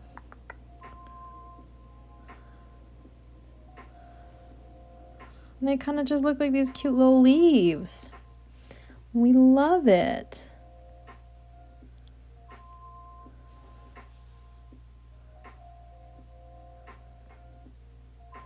Oh, I don't know if anybody else, what is it called? Tinnitus, I think, where you get ringing in your ears. I'm having that right now. Sometimes that say, your voice is very relaxing. Well, thank you. But yeah, if you ever get that ringing in your ear, sometimes after I've had like a couple of really bad migraines, it'll come on. I'm having it right now, and it's annoying me. I want to listen to my chill music. I don't want to listen to the ringing inside my head. Oh, well. At least you guys don't have to hear it. So look at how cute that looks. Isn't that cute? I love it. So then in the final design, love your nails and your voice so much. Thank you. Do I get vertigo? I used to get it quite often. I don't anymore. So for those of you that are unaware, I've got a bone marrow disease. It's something called, it kind of has two names. But it's basically my bone marrow is going ham, making platelets. Thrombocytosis, I believe. And so it was causing all kinds of issues for me in my body. Vertigo. Lots of vertigo. Numbness and tingling in hands and face and feet. Sometimes I'd get a burning sensation down my front of my legs. All kinds of things. And didn't get it properly diagnosed for years and years and years and years. But they figured out that's why my migraines were so bad and so happening so often. The vertigo that I had that was so bad that it was just getting worse and worse and worse. It was the platelets. My blood was too thick. It was a problem. But I take baby aspirin every day now to thin it out. And it's been much better.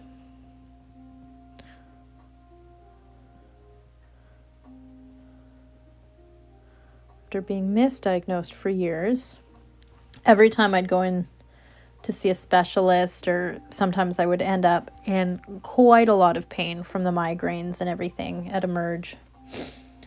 And I kept getting told it was anxiety. And I was like, no. Well, an anxiety attack can cause dizziness. I'm like, this isn't dizziness. This is a whole other thing.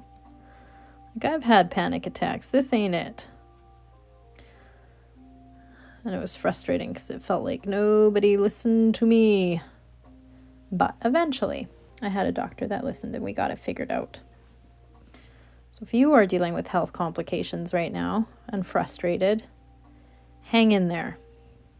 It sucks when you don't feel listened to, and it sucks when it takes, a decade to get a proper diagnosis, but it's worth it. It's worth it to hang in there and to keep advocating for yourself and to keep pressing doctors to figure it out. And if they can't figure it out, press them to send you to a specialist. And if that specialist can't figure anything out, get them to send you to a different specialist. Just keep advocating for yourself. It's worth it.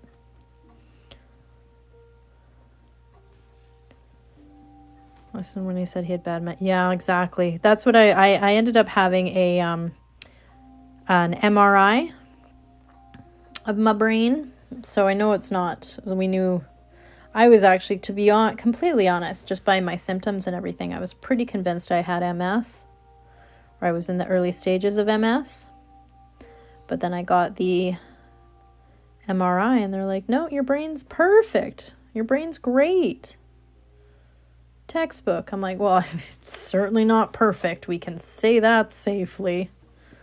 But we eventually got it figured out. My mom has MS. I'm sorry to hear that. It looks to be very challenging. Very challenging. It's kind of, and it's one of those things too. I think it's like, you have good days and bad days, and you go through spells where it's really challenging, and then you go through times where it's not so bad, and it's very frustrating. She thinks I'm starting to show signs of it. I mean, if you can afford to go, I know it's very different in the States with your healthcare system, but if you can afford to go and do testing and stuff, I think it's one, I mean, I don't know a lot about it, but I think it's worth it to get diagnosed as soon as possible if you do have it. And if you don't have it, then it's nice to check one thing off your list of things to worry about. What were you scraping and putting in? Oh, sorry. So this is a sheet of beeswax, this little wafery looking thing. It's beeswax that has a colorant added to it so that it is easy to see on the egg. It shows up really well.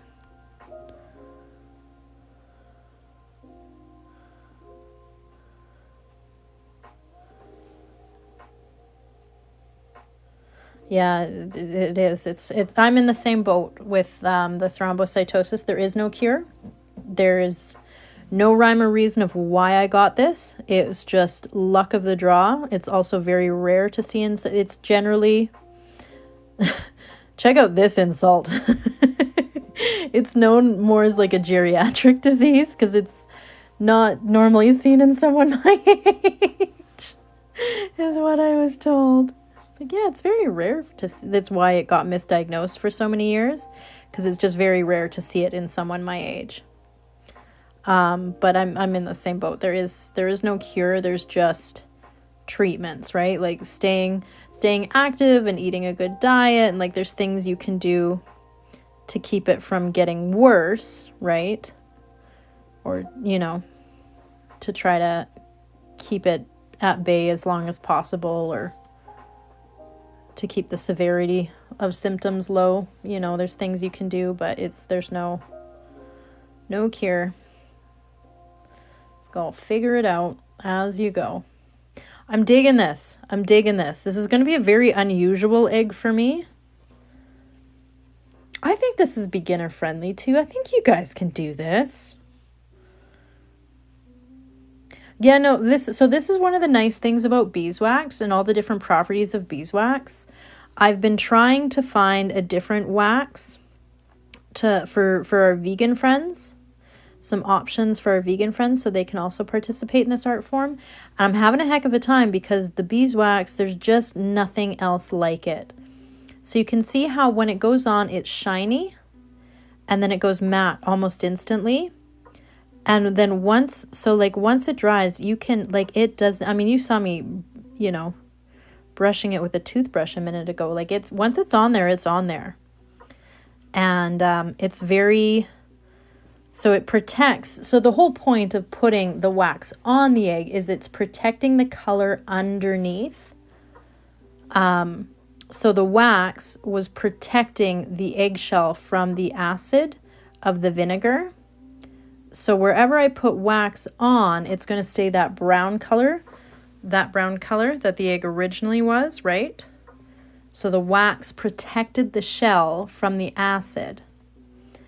And now this like lighter brown color, almost white, that's on here, when I go to dip this in the next color, which is going to be Yukon Gold, which will be nice and bright now because I've taken it down to this whiter color. So the dye is going to, rather than, you know, Yukon Gold on top of that brown, you don't really see really well, but Yukon Gold on top of a white egg, like I think that one's got Yukon Gold in it, that one there. It shows up better. And then when I put it in my final color, it will show up even better.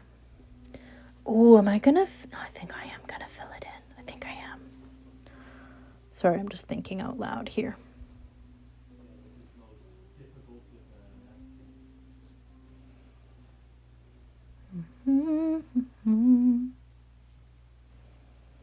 Okay, so I've got all my little buds on.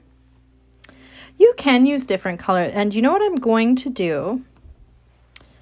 I've got a little device around my neck that's holding my phone for me. So I just sort of wing it and kind of remember. I'm going to fill in around. So remember, you're always working with negative space when you're doing this. It's not like painting and adding the color. You kind of have to work backwards a little bit.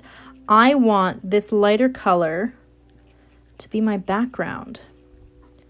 So I'm going to come and I'm just going to quickly, you get some really nice ASMR Kitska scratching on the eggshell sounds, which are glorious.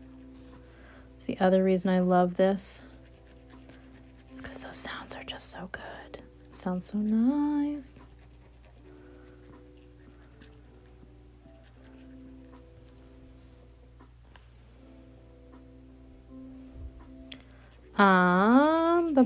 I lost my train of thought. I got into my egg.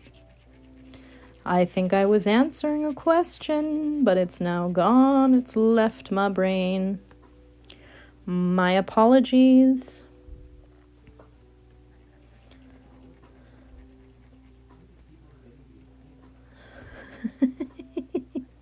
Sorry, I'm just listening to my husband's banter. I can't hear his friend. He's got a headset on, so I don't hear his game. I just hear his conversation with his friends, and it's hilarious. I can kind of piece together what's going on, and I know which friend is always the one that's screwing up and dying. Oh, it's funny.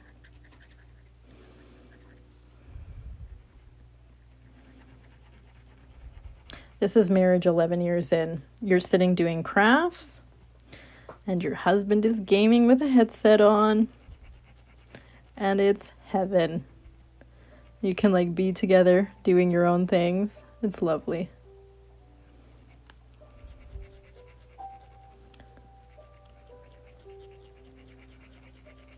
Doesn't that sound great?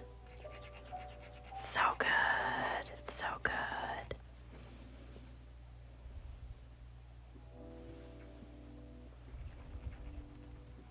Us 3 years in, we had a baby and a toddler.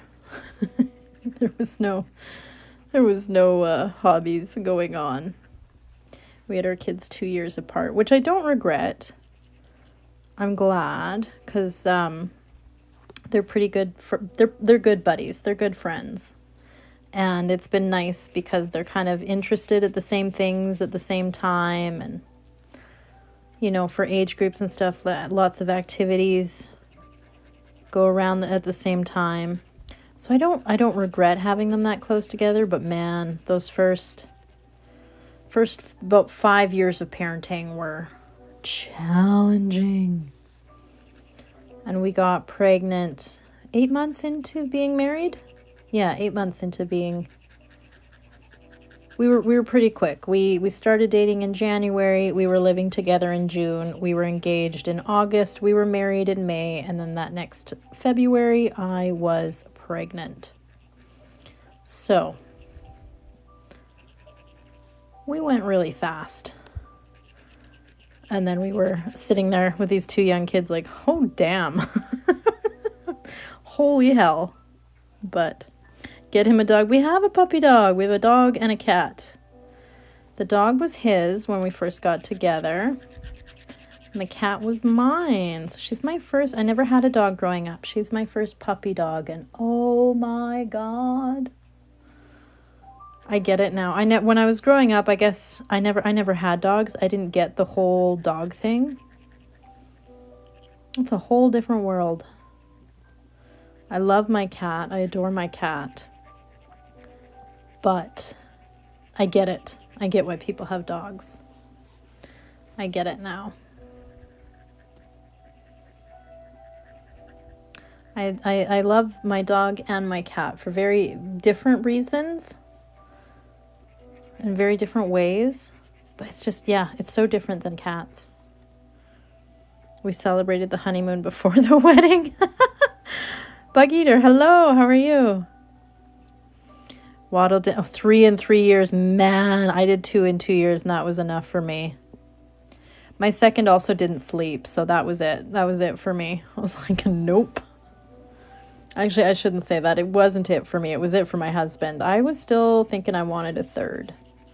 My husband was like, I know you want a third. The question is, just because you want something, it doesn't mean we should have. Just because you want a third, that's not necessarily a good enough reason to have a third. So we decided to quit it too. And in hindsight, I'm like, that was the correct decision. Had some pretty challenging postpartum after my second.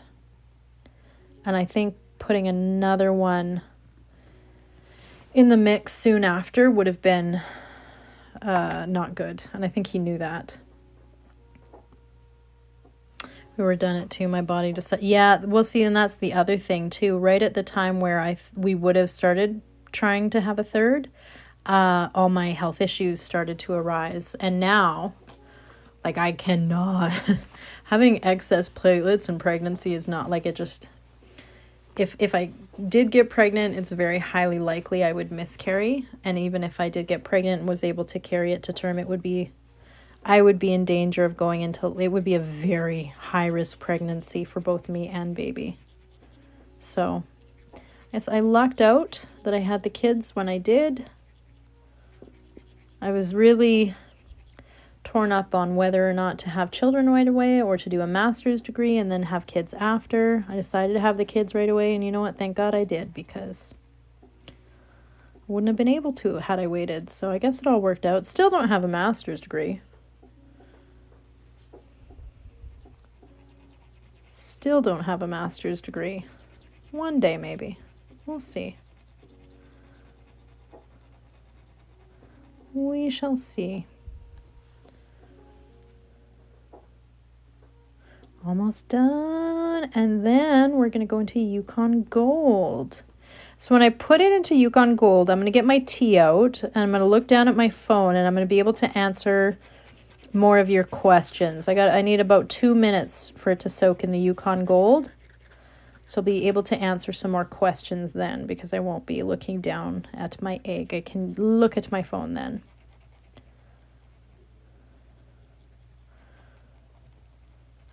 For my first time trying this, I'm excited. I hope it turns out. I have no idea if it will or not, but I hope. There might not be very much of a difference between this light color and the brown. Like, there might not be enough of a contrast to really be effective. Or it'll just, it might just be a more subtle egg. Sometimes subtle is pretty. I generally like stuff with more of a higher contrast between colors and tones, but we can just do something different. We can just be chill today. So there we go. So we've just filled in this light color around the perimeter of our little sunflower here. And then we filled in these little guys here. So now, where is my Yukon Gold here? So this is Yukon Gold from Ukrainian Accessories. So again, these are acid bath dyes. They come in these little packets and they're in powder form, and they will stain your clothes and your counter. You do need to be careful. We love long lives. Oh my God, am I doing another? Yeah, it's midnight. I'm not even anywhere near done. This is going to be another 2.5, 3 hour live. Always on Fridays.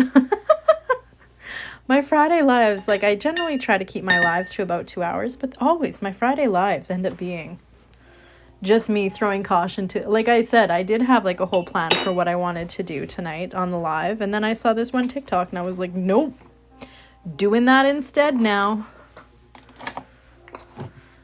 You know when you see something and you just get an idea in your brain and it's like you can't focus on anything else and all you can think about is this one thing?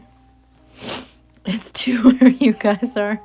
It might be 2 a.m. by the time I finish this egg. I don't know. I got to do swimming lessons tomorrow morning though, so it can't be too late.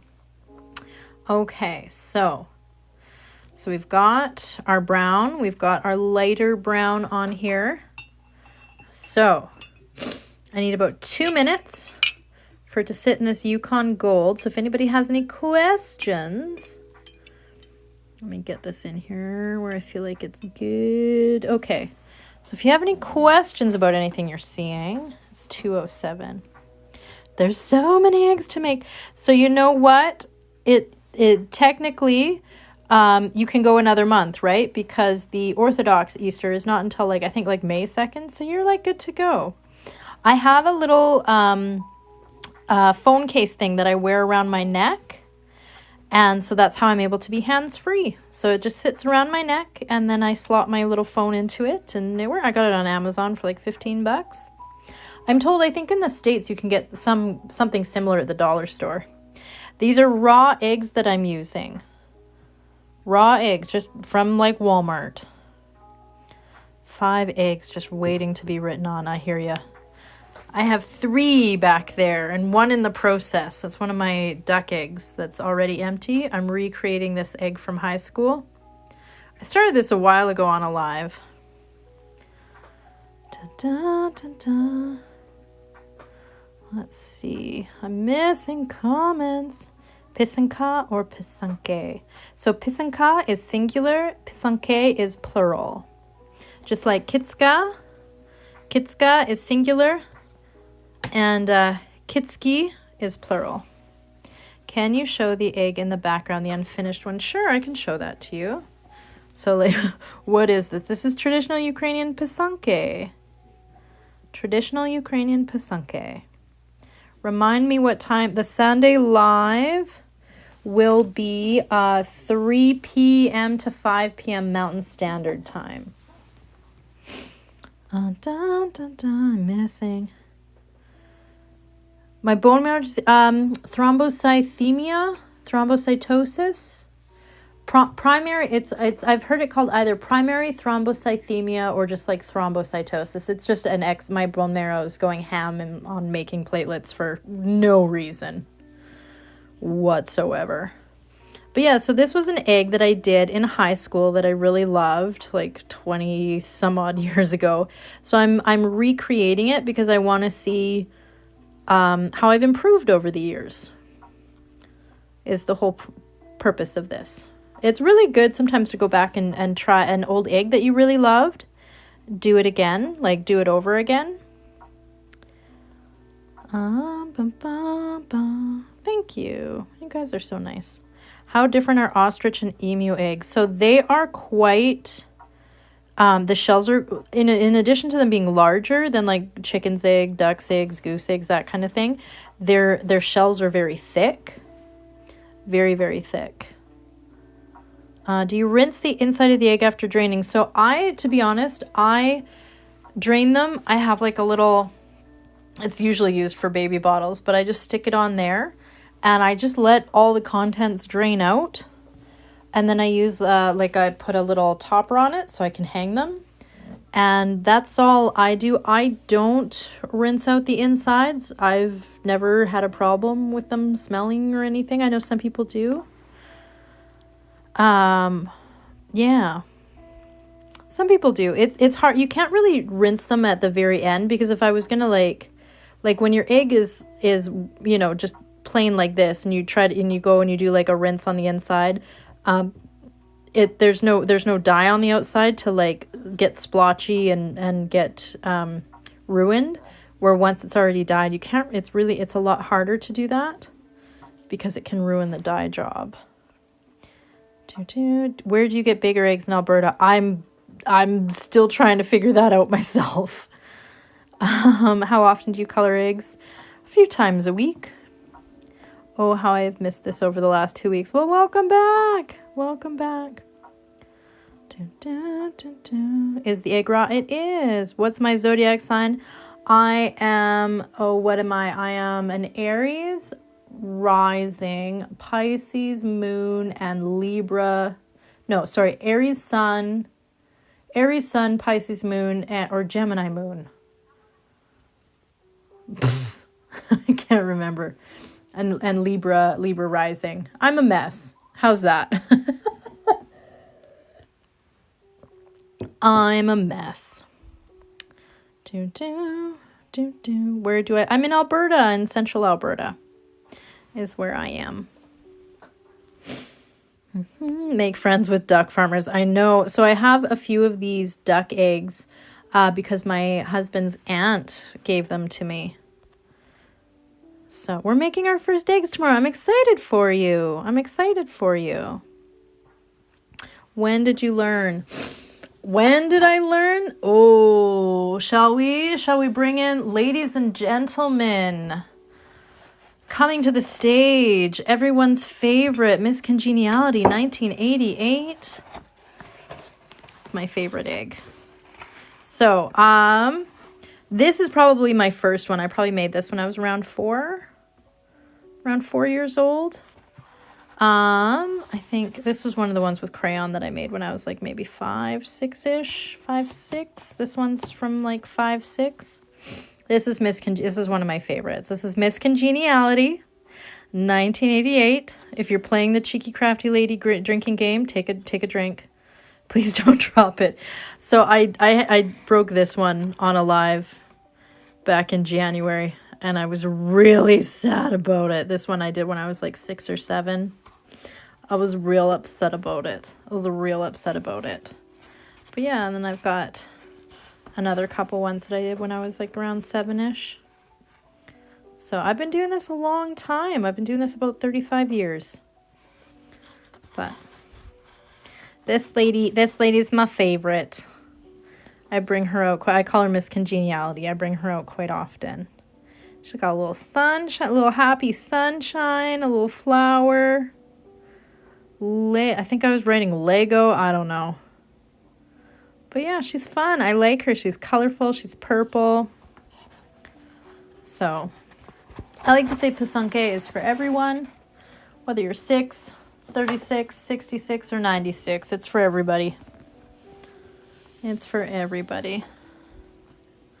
Should come back together with that good glue. Like, oh, I didn't even think about that. Yeah, like there's that whole art form in Japan where they don't consider things broken.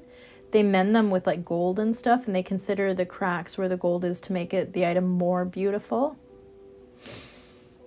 I still have Vern's carcass. I should see what I could do with him.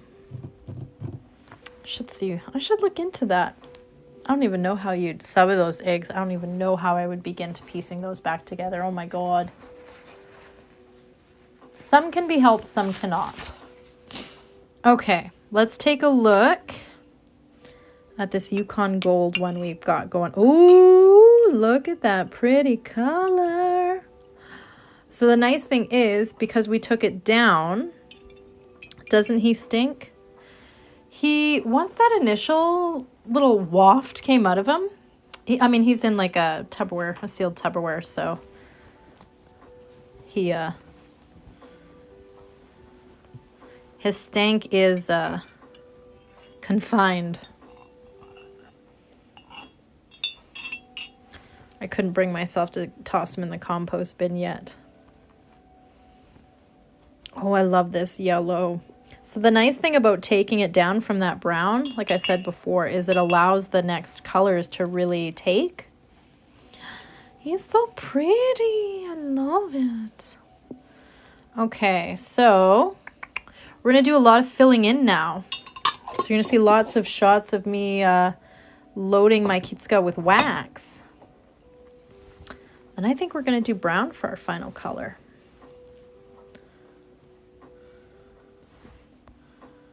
To child abuse, they taught us the Japanese broken bowl thing. I love that. Yeah. The cracks are ultimately what make you more beautiful in the end. That's true. That is true. If you can, especially if you can fill the cracks in with gold, right? Don't hide the cracks. Don't try to make it like they're not there. Put them on display and be like, yes, this is part of me and this is what makes me beautiful. I love that. Okay, so I'm going to go back in with my heavy Kitska. And I'm just going to fill in my sunflowers. My petals with this beautiful yellow. Yeah, it's definitely going to be not a lot of high contrast on this one, but I think that's okay.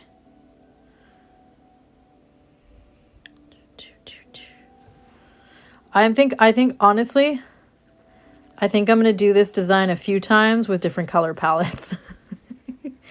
I think this is going to become a favorite, and I'm going to want to do it a few times. A few different ways.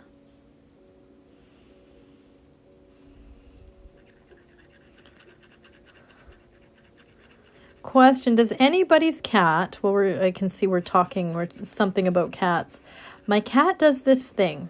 Now, he's 17, and I have noticed that as he's gotten older, he's gotten very, almost like needy for attention. He's gotten very affectionate as he's gotten older. And, but when I sit down, like if I'm sitting on my bed and I'm like reading or something, he'll come and he'll paw at my arm and he won't stop until I pet him. And it's so freaking cute. But he never used to do that. It's only as he's gotten older that he started doing that. He just paws at my arm like, excuse me, hi, can I get your attention? Hi, excuse me. My 17-year-old cat, she screams at me. Yeah, my cat's 17 too. Still does that thing where it's like 3 a.m. and they just run through the house doing that, like just at the top of their lungs. Oh, when I had babies and toddlers, I used to hate that. You just get them back to sleep and then the cat runs throughout the house like a maniac on bath salts. Wakes up the toddler or the kid. Ugh. There was a few nights I threatened to make a fur hat out of him. Didn't deter him at all. It's funny how they get needy as they get older. How do you get the wax off in the end? So at the end, I just hold it not in the candle flame, but next to the candle flame. And it just kind of, I don't want to like cook the egg, but I just need to hold it near the candle flame long enough that it warms the wax. And I just wipe it away with a piece of paper towel. It's super easy. There's a few people, if you drain your egg, you can then put it in like the microwave or the oven to drain it. But you have to do it after it's already drained. Otherwise, you'll cook the egg and then that'll be a whole situation. And I've seen some people talk about using like hair dryers, or if you have like one of those heat guns used for like embossing and stuff and crafting, you can use those. There's a few different methods you can take your wax off your eggs. My mom used to use like, I think it was like turpentine or some kind of paint thinner to take the wax off our eggs. It smelled terrible. It smelled terrible, but it was easy. It was done in like one kind of swoop. But I don't know. I really was adverse to the smell. So that was one practice I did not continue on as an adult. Do you ever varnish your finished eggs? So my great grandma that did these eggs, the one from the Ukraine, she varnished her eggs. I have an egg of hers that is varnished. My mom has varnished a couple of eggs. I am looking into finding a varnish that I like. I've experimented on a couple that have gone awry. You have to use, what is it? I think it's, do you know what? Ukrainian Accessories has these awesome little booklets that come with their kits. And in here, she specifies this.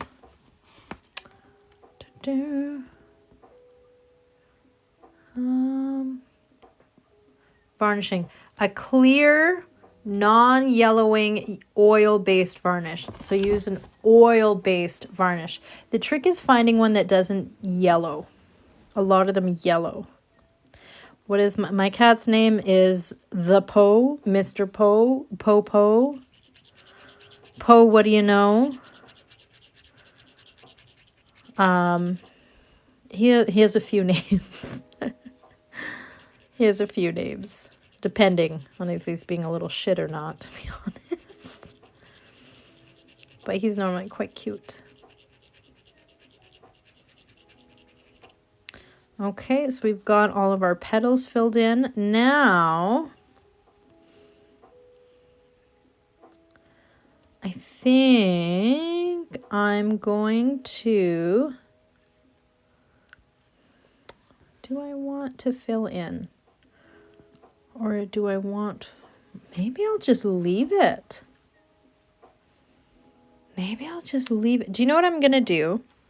I saw Ukrainian Chicken on Instagram. She is also here on TikTok.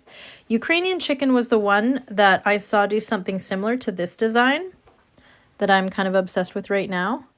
She has an account here on TikTok. So if you want to go and see the egg that inspired that one, you can go to her page and check her out. But I saw she posted a bunch of egg designs yesterday. She had a similar design as this, and she had these little dots on that I really liked. So I'm going to take the yellow. I'm not going to do any filling in. I'm going to leave that all, the final background color, but I'm going to come and do these little dots just in the corners. I don't know why there are these little dots right in the corners, but I just really liked the look of it, and I thought it was super cute. And we're all about trying stuff tonight, so we're going to try this. Not a lot of room in that one, so we'll just fudge it. Yeah, I like this. This is going to be one that I'm probably going to do a couple different times with a couple different colors and a couple different kind of flowers. I kind of just like the idea of this whole cross-hatching and the little leaves. This is a very experimental, zero thought process kind of an egg here tonight. So truly, we're going to be surprised. I'm going to put it in the brown for a bit, and then we're going to take the wax off, and we're just going to see. We're just going to see what we end up with. So I'm going to, in a moment, I'm going to dip this guy in the brown, and then I'll be able to answer some more questions. So there we go. So I'm going to go into brown for my final color. So that means it's going to be my background color. So there's going to be quite a lot of brown on this side, which is fine, because the only brown on this side is going to be in the center here. So I feel like that's good. There we go. So this is Beaver Brown from Ukrainian Accessories.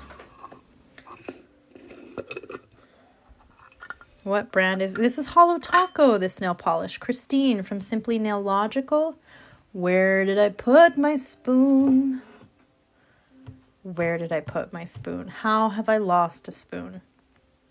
Where did I put it? What did I do with it? Where did I put... Ah, ha, ha, ha, ha, ha, ha. There we go. Okay. So, I always like to give it one last little double check just to make sure. Snickering Beaver Brown. It is what it is. It is what how many colors can you do? This is sitting on top of a bunch of colors as well. I've got like 20 some odd colors mixed up right now. I mean, you can go ham. Like that one's got quite a bit of color on it. Here, let's get this in the Beaver Brown, and then I can sort of show you some other eggs and talk you through some stuff. Let's get this guy in. Yeah, I think Ben just had a birthday recently. The 30th or 31st of March, something like that. Blow that out. Hang on, I'm just going to stretch for a minute because I have a numb bum. Ooh, I need to, because I'm behind, because migraines are wonderful. I need to do my April spread in my bullet journal. I realize I'm behind. It is what it is. I am who I am. It's whatever. It's fine. Sometimes you're late doing your spreads in your bullet journal. It happens. But I'm trying to decide between doing pink and cherry blossoms or doing purple and lavender. So question for the chat. An April spread in a bullet journal. What do you think? Cherry blossoms or lavender? Lavender, pink. Why not both? Oh, it's possible. You guys were about split. If I don't do, I was thinking I was going to do cherry blossoms now, and then June I was going to do that light lavender lilac color, because where I am in Alberta, June is lilac season and it's my favorite. So I was thinking maybe if I don't do it for this month with lavender, cherry blossom. Cherry blossom is very on season for right now. All right, I think it might be cherry blossoms winning the race. So how many colors can you do on an egg? There's still a few you like purple. This one has, let's see this one. This one has white, gold. I've got green. I've got light blue. I've got dark blue. So this one's a 5-color egg. White, gold, green, turquoise, and navy. White, gold, green, turquoise, navy. Yes. So that's what a 5-color design are. I mean, you can go ham and put, 10, 15 colors on an egg if you want. It gets very busy very quick. 5 or 6. Last time I watched it live, I got the cherry blossom idea. Yeah, that's true. I was going to do that one with cherry blossoms. I should do a cherry blossom spread in my bullet journal, in my bujo, and then do a cherry blossom egg to match. Ooh. Catherine Alexander Art also did a really beautiful cherry blossom egg somewhat recently as well. She's got a video on TikTok. But yes, any other questions while we're waiting for our final color? And then I'll take some of the wax off and you guys can see it. I can't believe Christine hasn't painted her cat's nails yet. I'm still waiting on the landscape. Oh, I keep putting it off. I think I've showed you this one before. This is the closest I've came to a landscape one yet.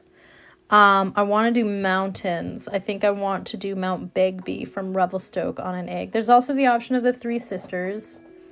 Those of you in Alberta know what I speak of. So this was a wooden egg. This is part of my experiments to try to find some options for vegans. It kind of didn't turn out. But I like this tree. He looks cool. Sometimes it's hard to get the definition. Yeah, it's very, ooh, dragons.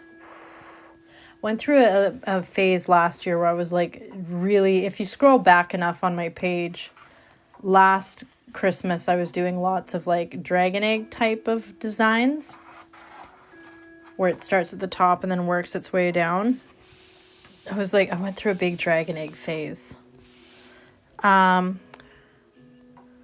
Where is she? I think JLHC. You're doing a bunch of dragon's eggs. I think I've seen a bunch of videos of you doing dragon's eggs. I'm pretty sure it's you. That's on the napkin. The egg that's on the napkin. Oh God. Oh, this one. This one. I don't know what I was trying to do. Yes, it was JLHC. So you can check out her page. She's got a bunch of dragon's eggs on her page. Pisanke that looks like dragon's eggs. They're really cool, including quail's eggs. They're very cool. This, I don't know where. I think I was meaning for that to be wheat. Wolf's, generally symbolism, this wolf's teeth is what this comes up as a lot. Protection, symbolic of protection. I don't know. Yeah, I don't know where I got that. Do you sell your eggs? Not currently. Pre-pandemic, I was selling them locally. There was an artist here on TikTok just recently. She's the one that makes the ceramic little cats. And I can't remember her name for the life of me. But she made this video, and I so identified with it so much. When you're an artist, obliterated thumbs. Oh no, I hear you. You know what? Never be afraid to put yourself out there. You'd be surprised. There's a lovely art community here on TikTok. Really lovely, supportive art community here on TikTok. But this one specific creator was talking about how you have those little cats. So you have this skill, like maybe you make ceramic cats, you make, decorative eggs, you make watercolor paintings, whatever it is. So you have the skill to make the item. And then it becomes a thing of, well, maybe I can sell my item. That'd be really cool. But the whole logistics of like getting, a website up and running, or even if it's like an account on a website like an Etsy or something, that's a whole, like an online shop, that is a whole different skill set from the whole creating the art in and of itself.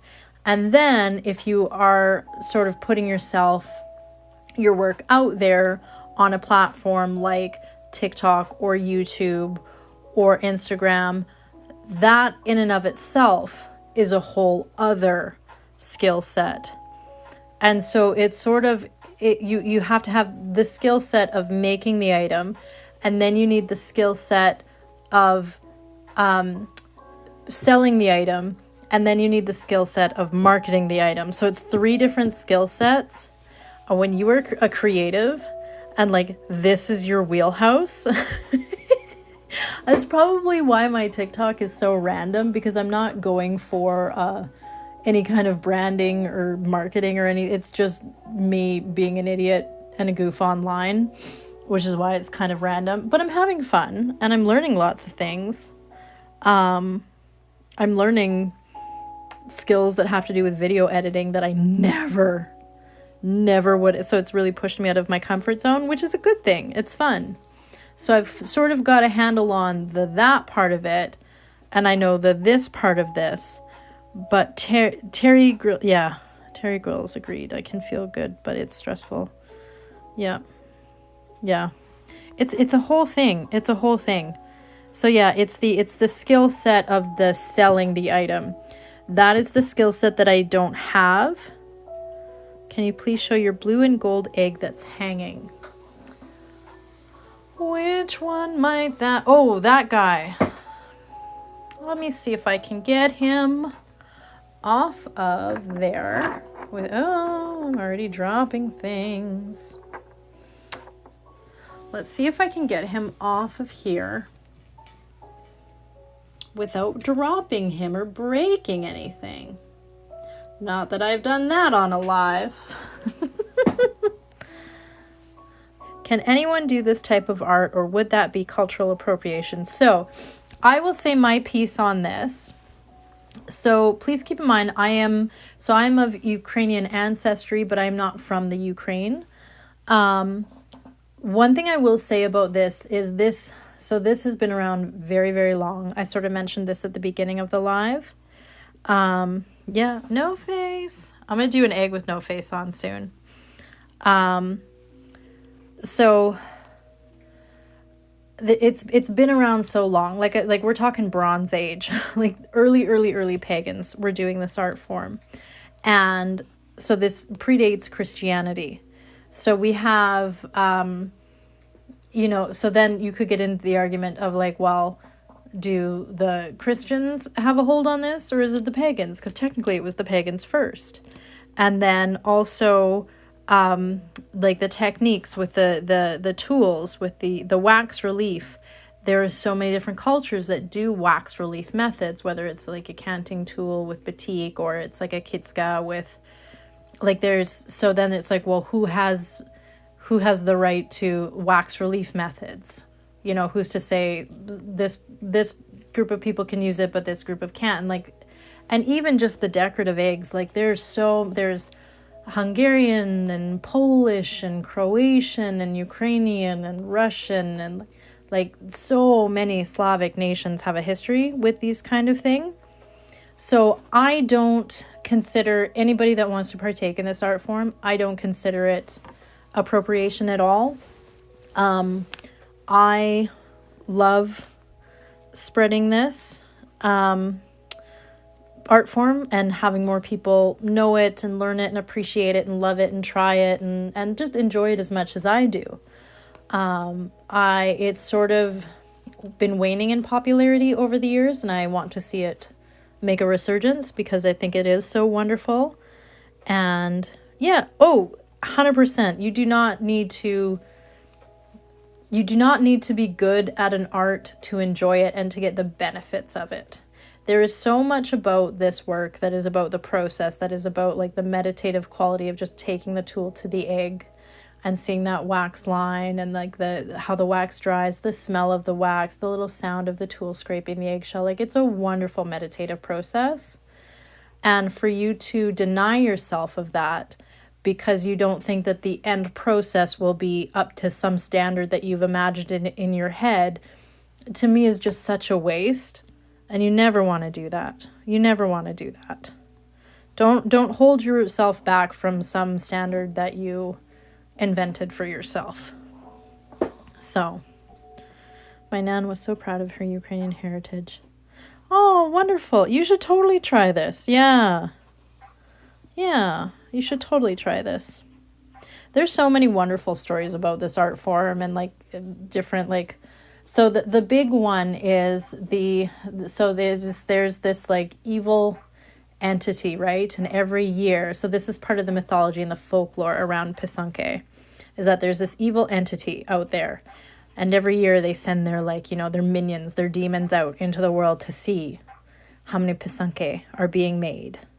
And if enough Pisanke are being made, then, all the evils of the world are held at bay, all the tragedy and strife and trials and tribulations are lessened. They're held at bay.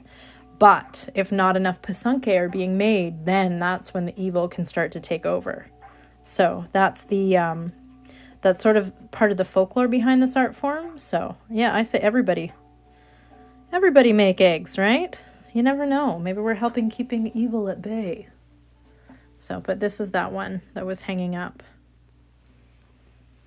Kind of like jack-o'-lantern. Yeah, I mean, there's a whole folklore and stuff around jack-o'-lanterns. Actually, I think the first jack-o'-lanterns were turnips. They weren't pumpkins, they were turnips. How are we doing? It's coming. We need to let her get a little bit darker. A little bit darker.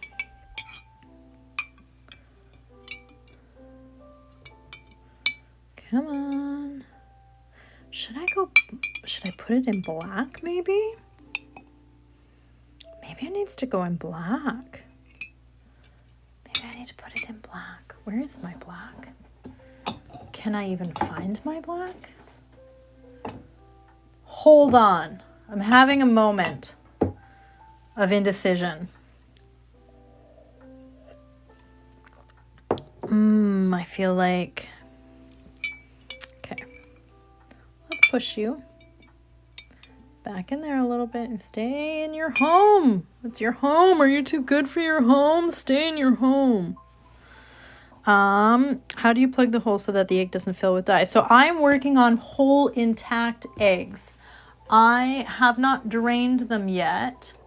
However, do I have them handy? Can I show you? Do I have them anywhere close to me? Do I? Or am I just a disorganized mess as usual? So you can get these little silicone plugs. I don't know where mine are right now. I thought they were within arm's reach. Ah, haha, that's because they are. So, if you decide, Elder Millennial meme, just shouting at sound the quotes at each other. So, if you choose to drain your egg beforehand instead of at the end, you can get, so I didn't drain this, just FYI. That's sort of the nice thing about using these Dremel tools is you can get a even hole. You're less likely to end up with that kind of a situation. But yeah, you can get these little silicone plugs, and these are available also at Ukrainian Accessories. But you shove them in there, and then that'll keep you from getting dye in the egg as you work on it. So, UkrainianAccessories.com. Code CraftyLady10 for 10% off. Link is in my bio. How'd the vinegar egg go? She's in her final color. We're going to find out. We're going to find out in a hot minute. I'm trying to decide if I want to dip it in black or not, just for a minute. Just to darken it up a hot second. How do you get the membrane, rid of the membrane after you drill the hole? I kind of just use the little drill bit and I kind of angle it to like get it all around.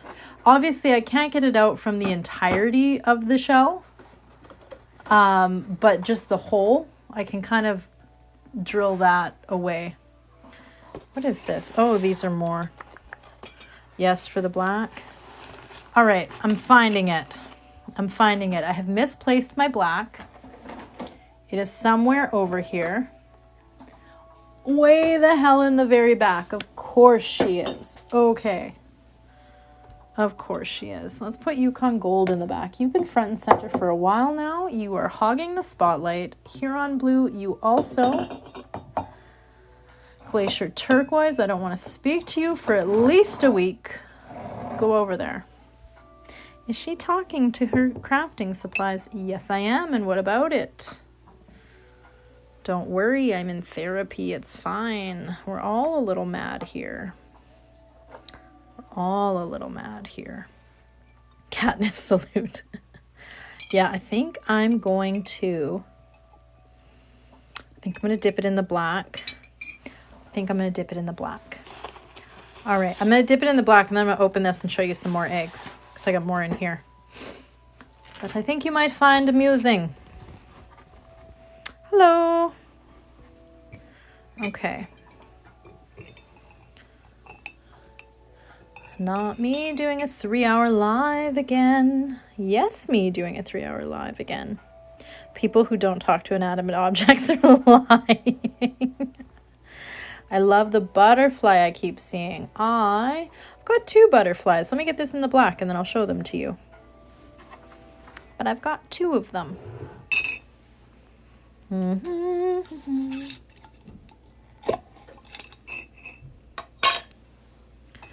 Okay. All right. Let's see. Yeah, I think this is gonna feel very 90s. It's gonna feel very 90s. I feel like there was a ton of like sunflowers on a black dress. Talking to yourself. Talking to yourself, that is actually a sign of intelligence. Is it? Well, hell. I should be super intelligent then. What happened? Ooh, okay. Let's put you in there for another minute. Okay, I'll show you these butterflies quickly, and then I'll pull that sucker out. But yeah, so these were 2 that I did last spring. And I did a monarch and a blue morpho. A monarch and a blue morpho. This one, actually, I left the wax on all year. I just took it off recently. And look at the difference leaving the wax on it for a year versus taking the wax off right away. There's the back side. This one didn't turn out. This one I got sad halfway through making it, is why I never took the wax off and finished it. I got the spicy sads for a bit last spring, summer there. But I really like this one. Quite enjoyed it. But yeah, my little butterfly series. I enjoyed those. I enjoyed making those. Okay, let's go back to this guy. Okay, this, you're going to have to wait. All right, let's see. Yes, I like it. I like it. I darkened it up. I like it. I like it. I like it a lot. So this is going to be very muted tones. This is very, yes. Oh, I'm excited to take this wax off for you guys. I'm excited for this little experiment. I have no idea how this is going to work out.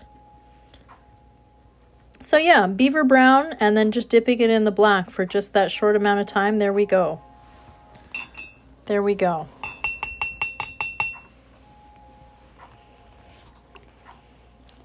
My 7-year-old brother is very interested. Oh, I'm doing eggs with my 7-year-old daughter tomorrow.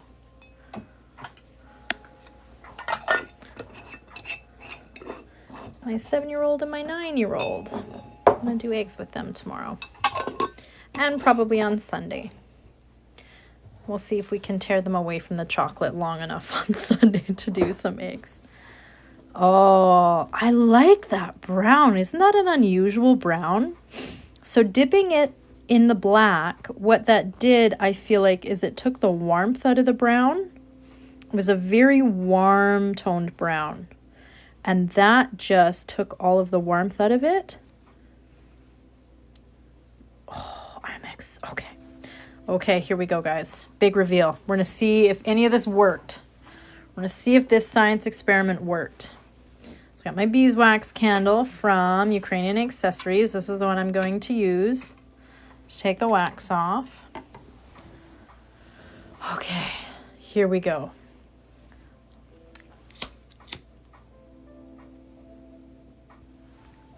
You can use your tea light candle as well to do this. Kathy sent me these and I just like using them because they just smell beautiful, to be honest. That, and I think when it's taller like this, it's easier for you to see what I'm doing also. So I've got a piece. So I reuse these sheets of paper towel as I go. And I use them to take the wax off of. Oh, I'm so excited. Okay.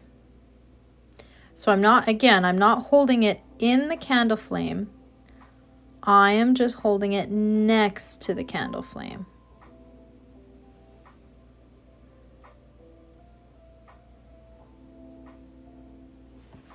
So it gets nice and hot. And then I wipe it away. Oh my goodness. Oh my goodness. Okay.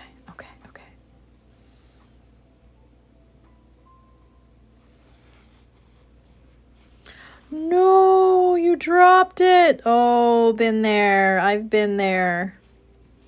It's hard. I usually drop mine if I'm taking it out of the, usually when I drop mine, it's when I'm taking it out of the die. I will say, I do notice that if you hold your egg in your hand to work on it, you have a likelihood of dropping it. So there's not a lot of distinction between the original. Let's get under. So there's not a lot of distinction between the original shell. I probably should have lightened it a bit, but that's okay. It's a journey. We are learning things on this journey. It's all good. I will keep that in mind for the next one that I do. But yeah, leaving it on the like you saw me doing, leaving it on the desk or the table to work, as opposed to holding it in your hand to work, you have less chance of dropping it. Lots of kids I see when they do this, their tendency is to hold it in their hand to work on it. And I've seen lots of kids when I teach classes in schools and stuff in non-COVID times. I see that happen quite a bit. So that happens to you. Oh my God. This This is such an unusual egg for me. Like, no bright colors. It's all very muted. It's definitely a vibe. And I like it. It's very different for me. I cannot wait to do this technique 700 more times. I am super excited.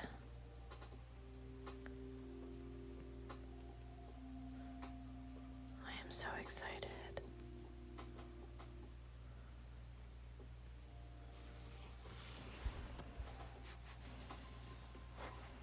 I do have a Totoro egg. Mom, we kind of can't. Oh, sorry. You can tell when I start getting droopy when my posture goes. Here. As my posture goes, the camera goes.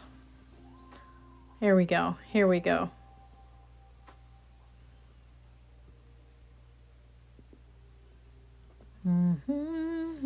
Yeah, it's very soft. It's very muted.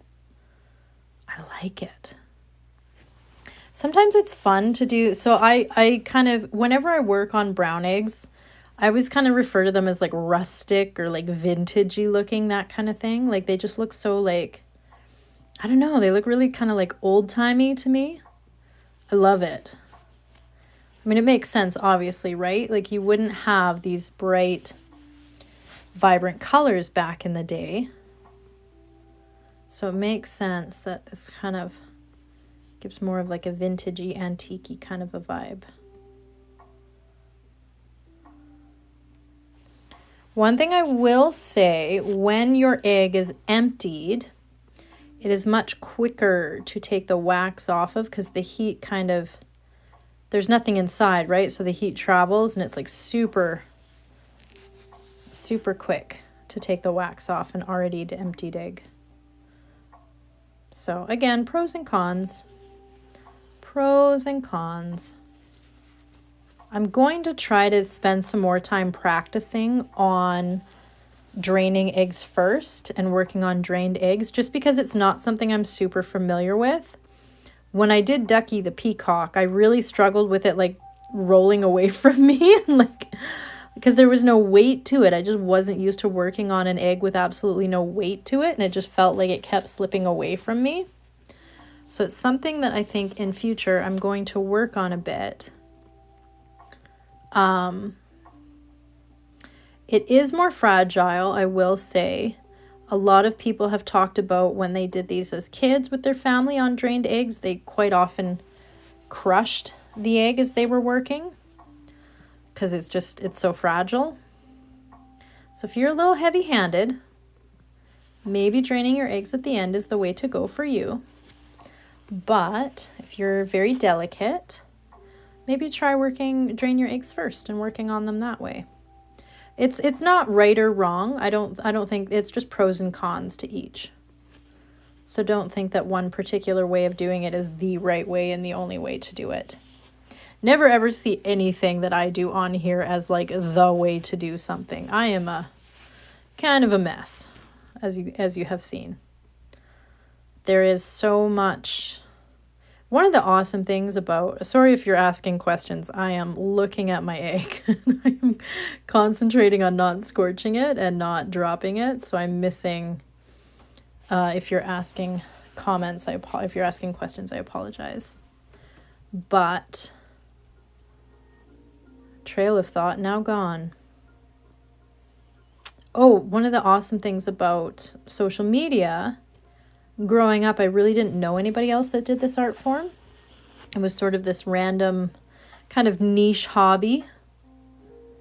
And, I love the way this is turning out. Sometimes, you know what? Sometimes you do an egg and you're like, well, I learned a lot doing that one and I enjoyed the relaxation time. But that's all I'm getting out of this. And then other times you do an egg and you just really like it. And it just feels really good to do an egg that you enjoy. If you're just starting or if you're just coming back to it after a long break, I always say give yourself a couple of warm-up eggs. You might need a couple of warm-up eggs. I don't know about this sunflower on the other side, but we'll see. We'll see. I like this side so far. I think this is cool.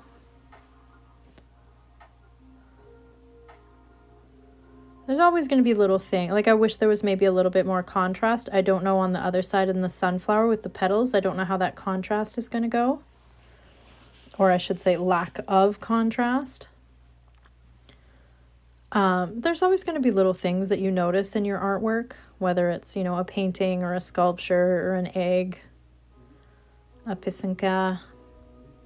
It's always going to be little things that you notice that you're like, well, I wish I did that differently, or I wish I didn't have the wax glob out at that point, or I wish I maybe had chosen a different color for that. Or like, there's always going to be little things.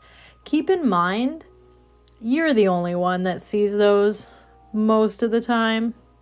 Nobody is as critical of your work as you are. It's a good thing to keep in mind. No one, like you might have had an idea in your head of what you wanted it to be, but nobody else has that in their head. They're just seeing what you made. They're just seeing what is. They don't know what you had planned. So quite often you have this beautiful artwork and somebody's like really unsatisfied with it because it doesn't match this image in their head that they had. But when you do that, you miss what you actually did. You miss what's in front of you. And what in front of you could be amazing. You're just missing it because you're so busy focused on what you think it should have been. So, something to keep in mind. Give yourself a couple of, if you're, like I said, if you're new or you're coming back to it after a long time, give yourself a couple of warm-up eggs. It kind of, you know, takes a couple eggs to kind of get your bearings and figure it out. And then you might surprise yourself. It's always a surprise at the end when you take the wax off. You never quite know what you're going to get. Just part of the fun.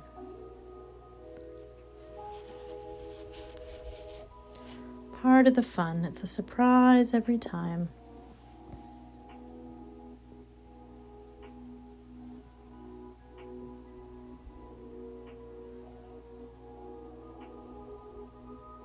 Sorry if I'm missing stuff. I'm trying real hard not to mess it up. Okay. So hopefully, if you're watching this before bed, you are finding this incredibly relaxing and you are going to drift off and have the best sleep. Maybe you'll just dream about pretty patterns and sunflowers in your dreams tonight. If you're starting your day and heading off to work, I'm hoping that you are heading off to work in a great mood. We have you all nice and relaxed now. That's cool. I like it. Okay. I don't know what's going to happen with this sunflower. Let's see. Do I need to get, so I use every inch of my paper towel. You can compost these when you're done. Obviously it's beeswax, so you can compost this when you're done. Or I've heard if you have a fireplace, you go camping a lot, you need some fire starters, this works great. These paper towels that you use from this. Oh, yeah, this is going to be super subtle. I think it's going to be cool. We're going to see.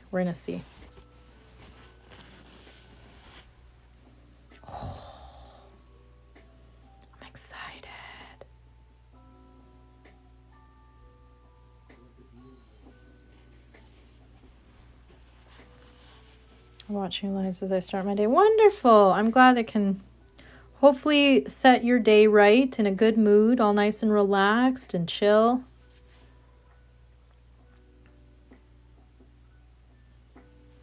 I know it's never what you expect, right? It's never what you expect. So I said I wasn't, because I knew the contrast between the brown eggshell and then the vinegar etching that we did, essentially just taking off a layer of that shell. It wasn't going to be high contrast. I maybe should have left it for a little bit longer, but I still think it's really cool and I learned something. Not bad for just completely winging a technique that I've never done before. It's a risk, you know, but I think it's good sometimes. Like I said, I think it's valuable to see somebody try something new and just sort of figure it out and fumble their way through, because sometimes when you are, not everything looks elegant, right? Like, I mean, you guys have seen me drop spoons on eggs and, you know, burn myself and accidentally light, you know, paper towel on fire. Like, I'm not always very elegant when I do this, but that's okay. Sometimes life doesn't feel easy or elegant. Sometimes you're just muddling your way through, but you still get a cool end result, even if the journey there was not elegantly done. I think sometimes it's important to remember that.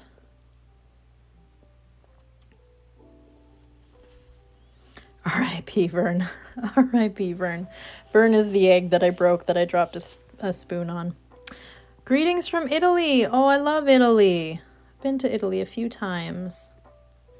I've been to Sicily and Naples, and I've been to Livorno, I think it was called. All the I used to work on a cruise ship, so I did all the port cities in Italy. I went to Messina, Sicily, and I loved Italy. It was beautiful.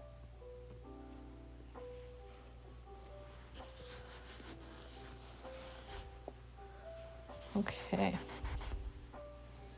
This live has gone on for 3 hours. So I am definitely not going to empty this egg tonight.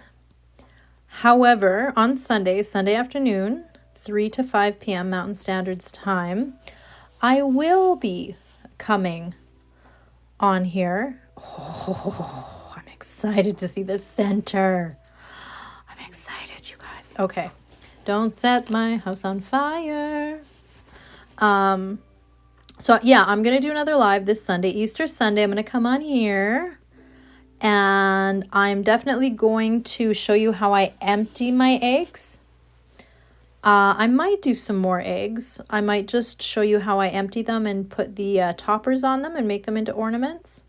But I'm for sure going to show you that whole process of how I empty them on Sunday's live. And I'll probably just answer a bunch more questions and wish you guys happy Easter and all that razzmatazz. We'll see how my kids are. They might decide they want to come on and say hi to everyone. We'll see. We'll see. I don't know how I feel about having them. Although if it's on a live and it's not a video, it might be all right.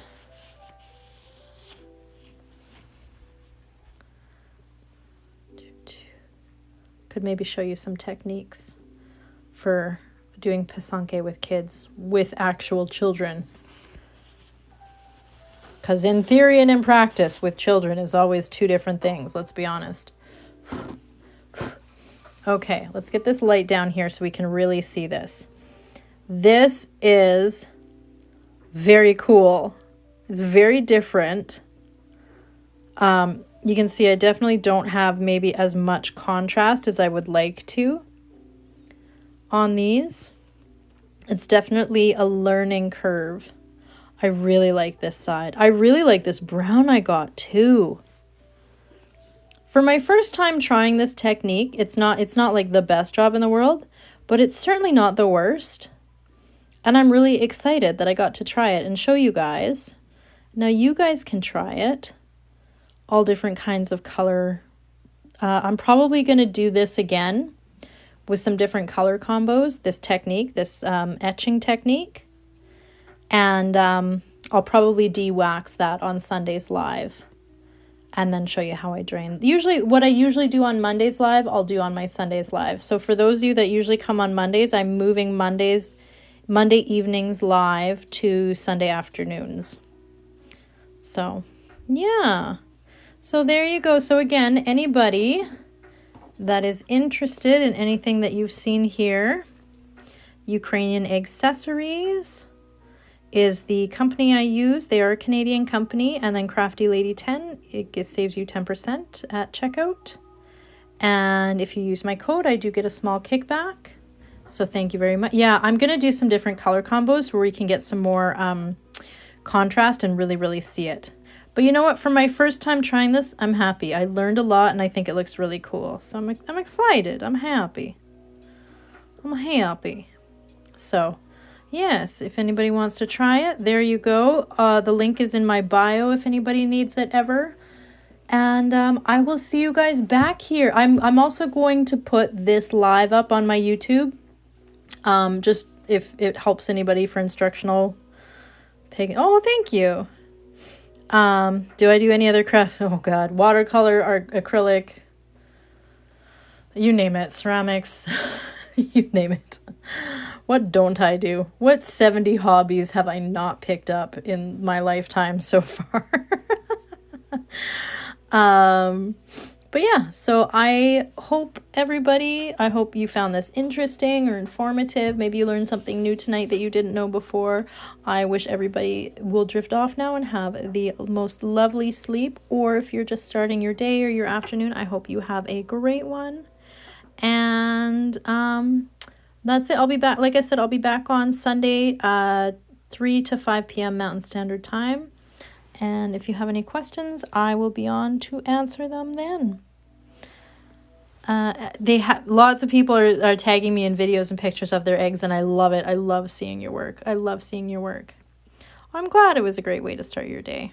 So, okay, on that note, now that this live has got on for 3 hours, I'll end it. And I hope you guys have a good one. Have a great Easter weekend, whatever you get up to. Even if it's just you get some time off to veg out and watch some shows and eat some yummy food. I hope you guys have a great weekend. And if I see you back on Sunday, that would be great. So have a good one, everybody. Bye-bye.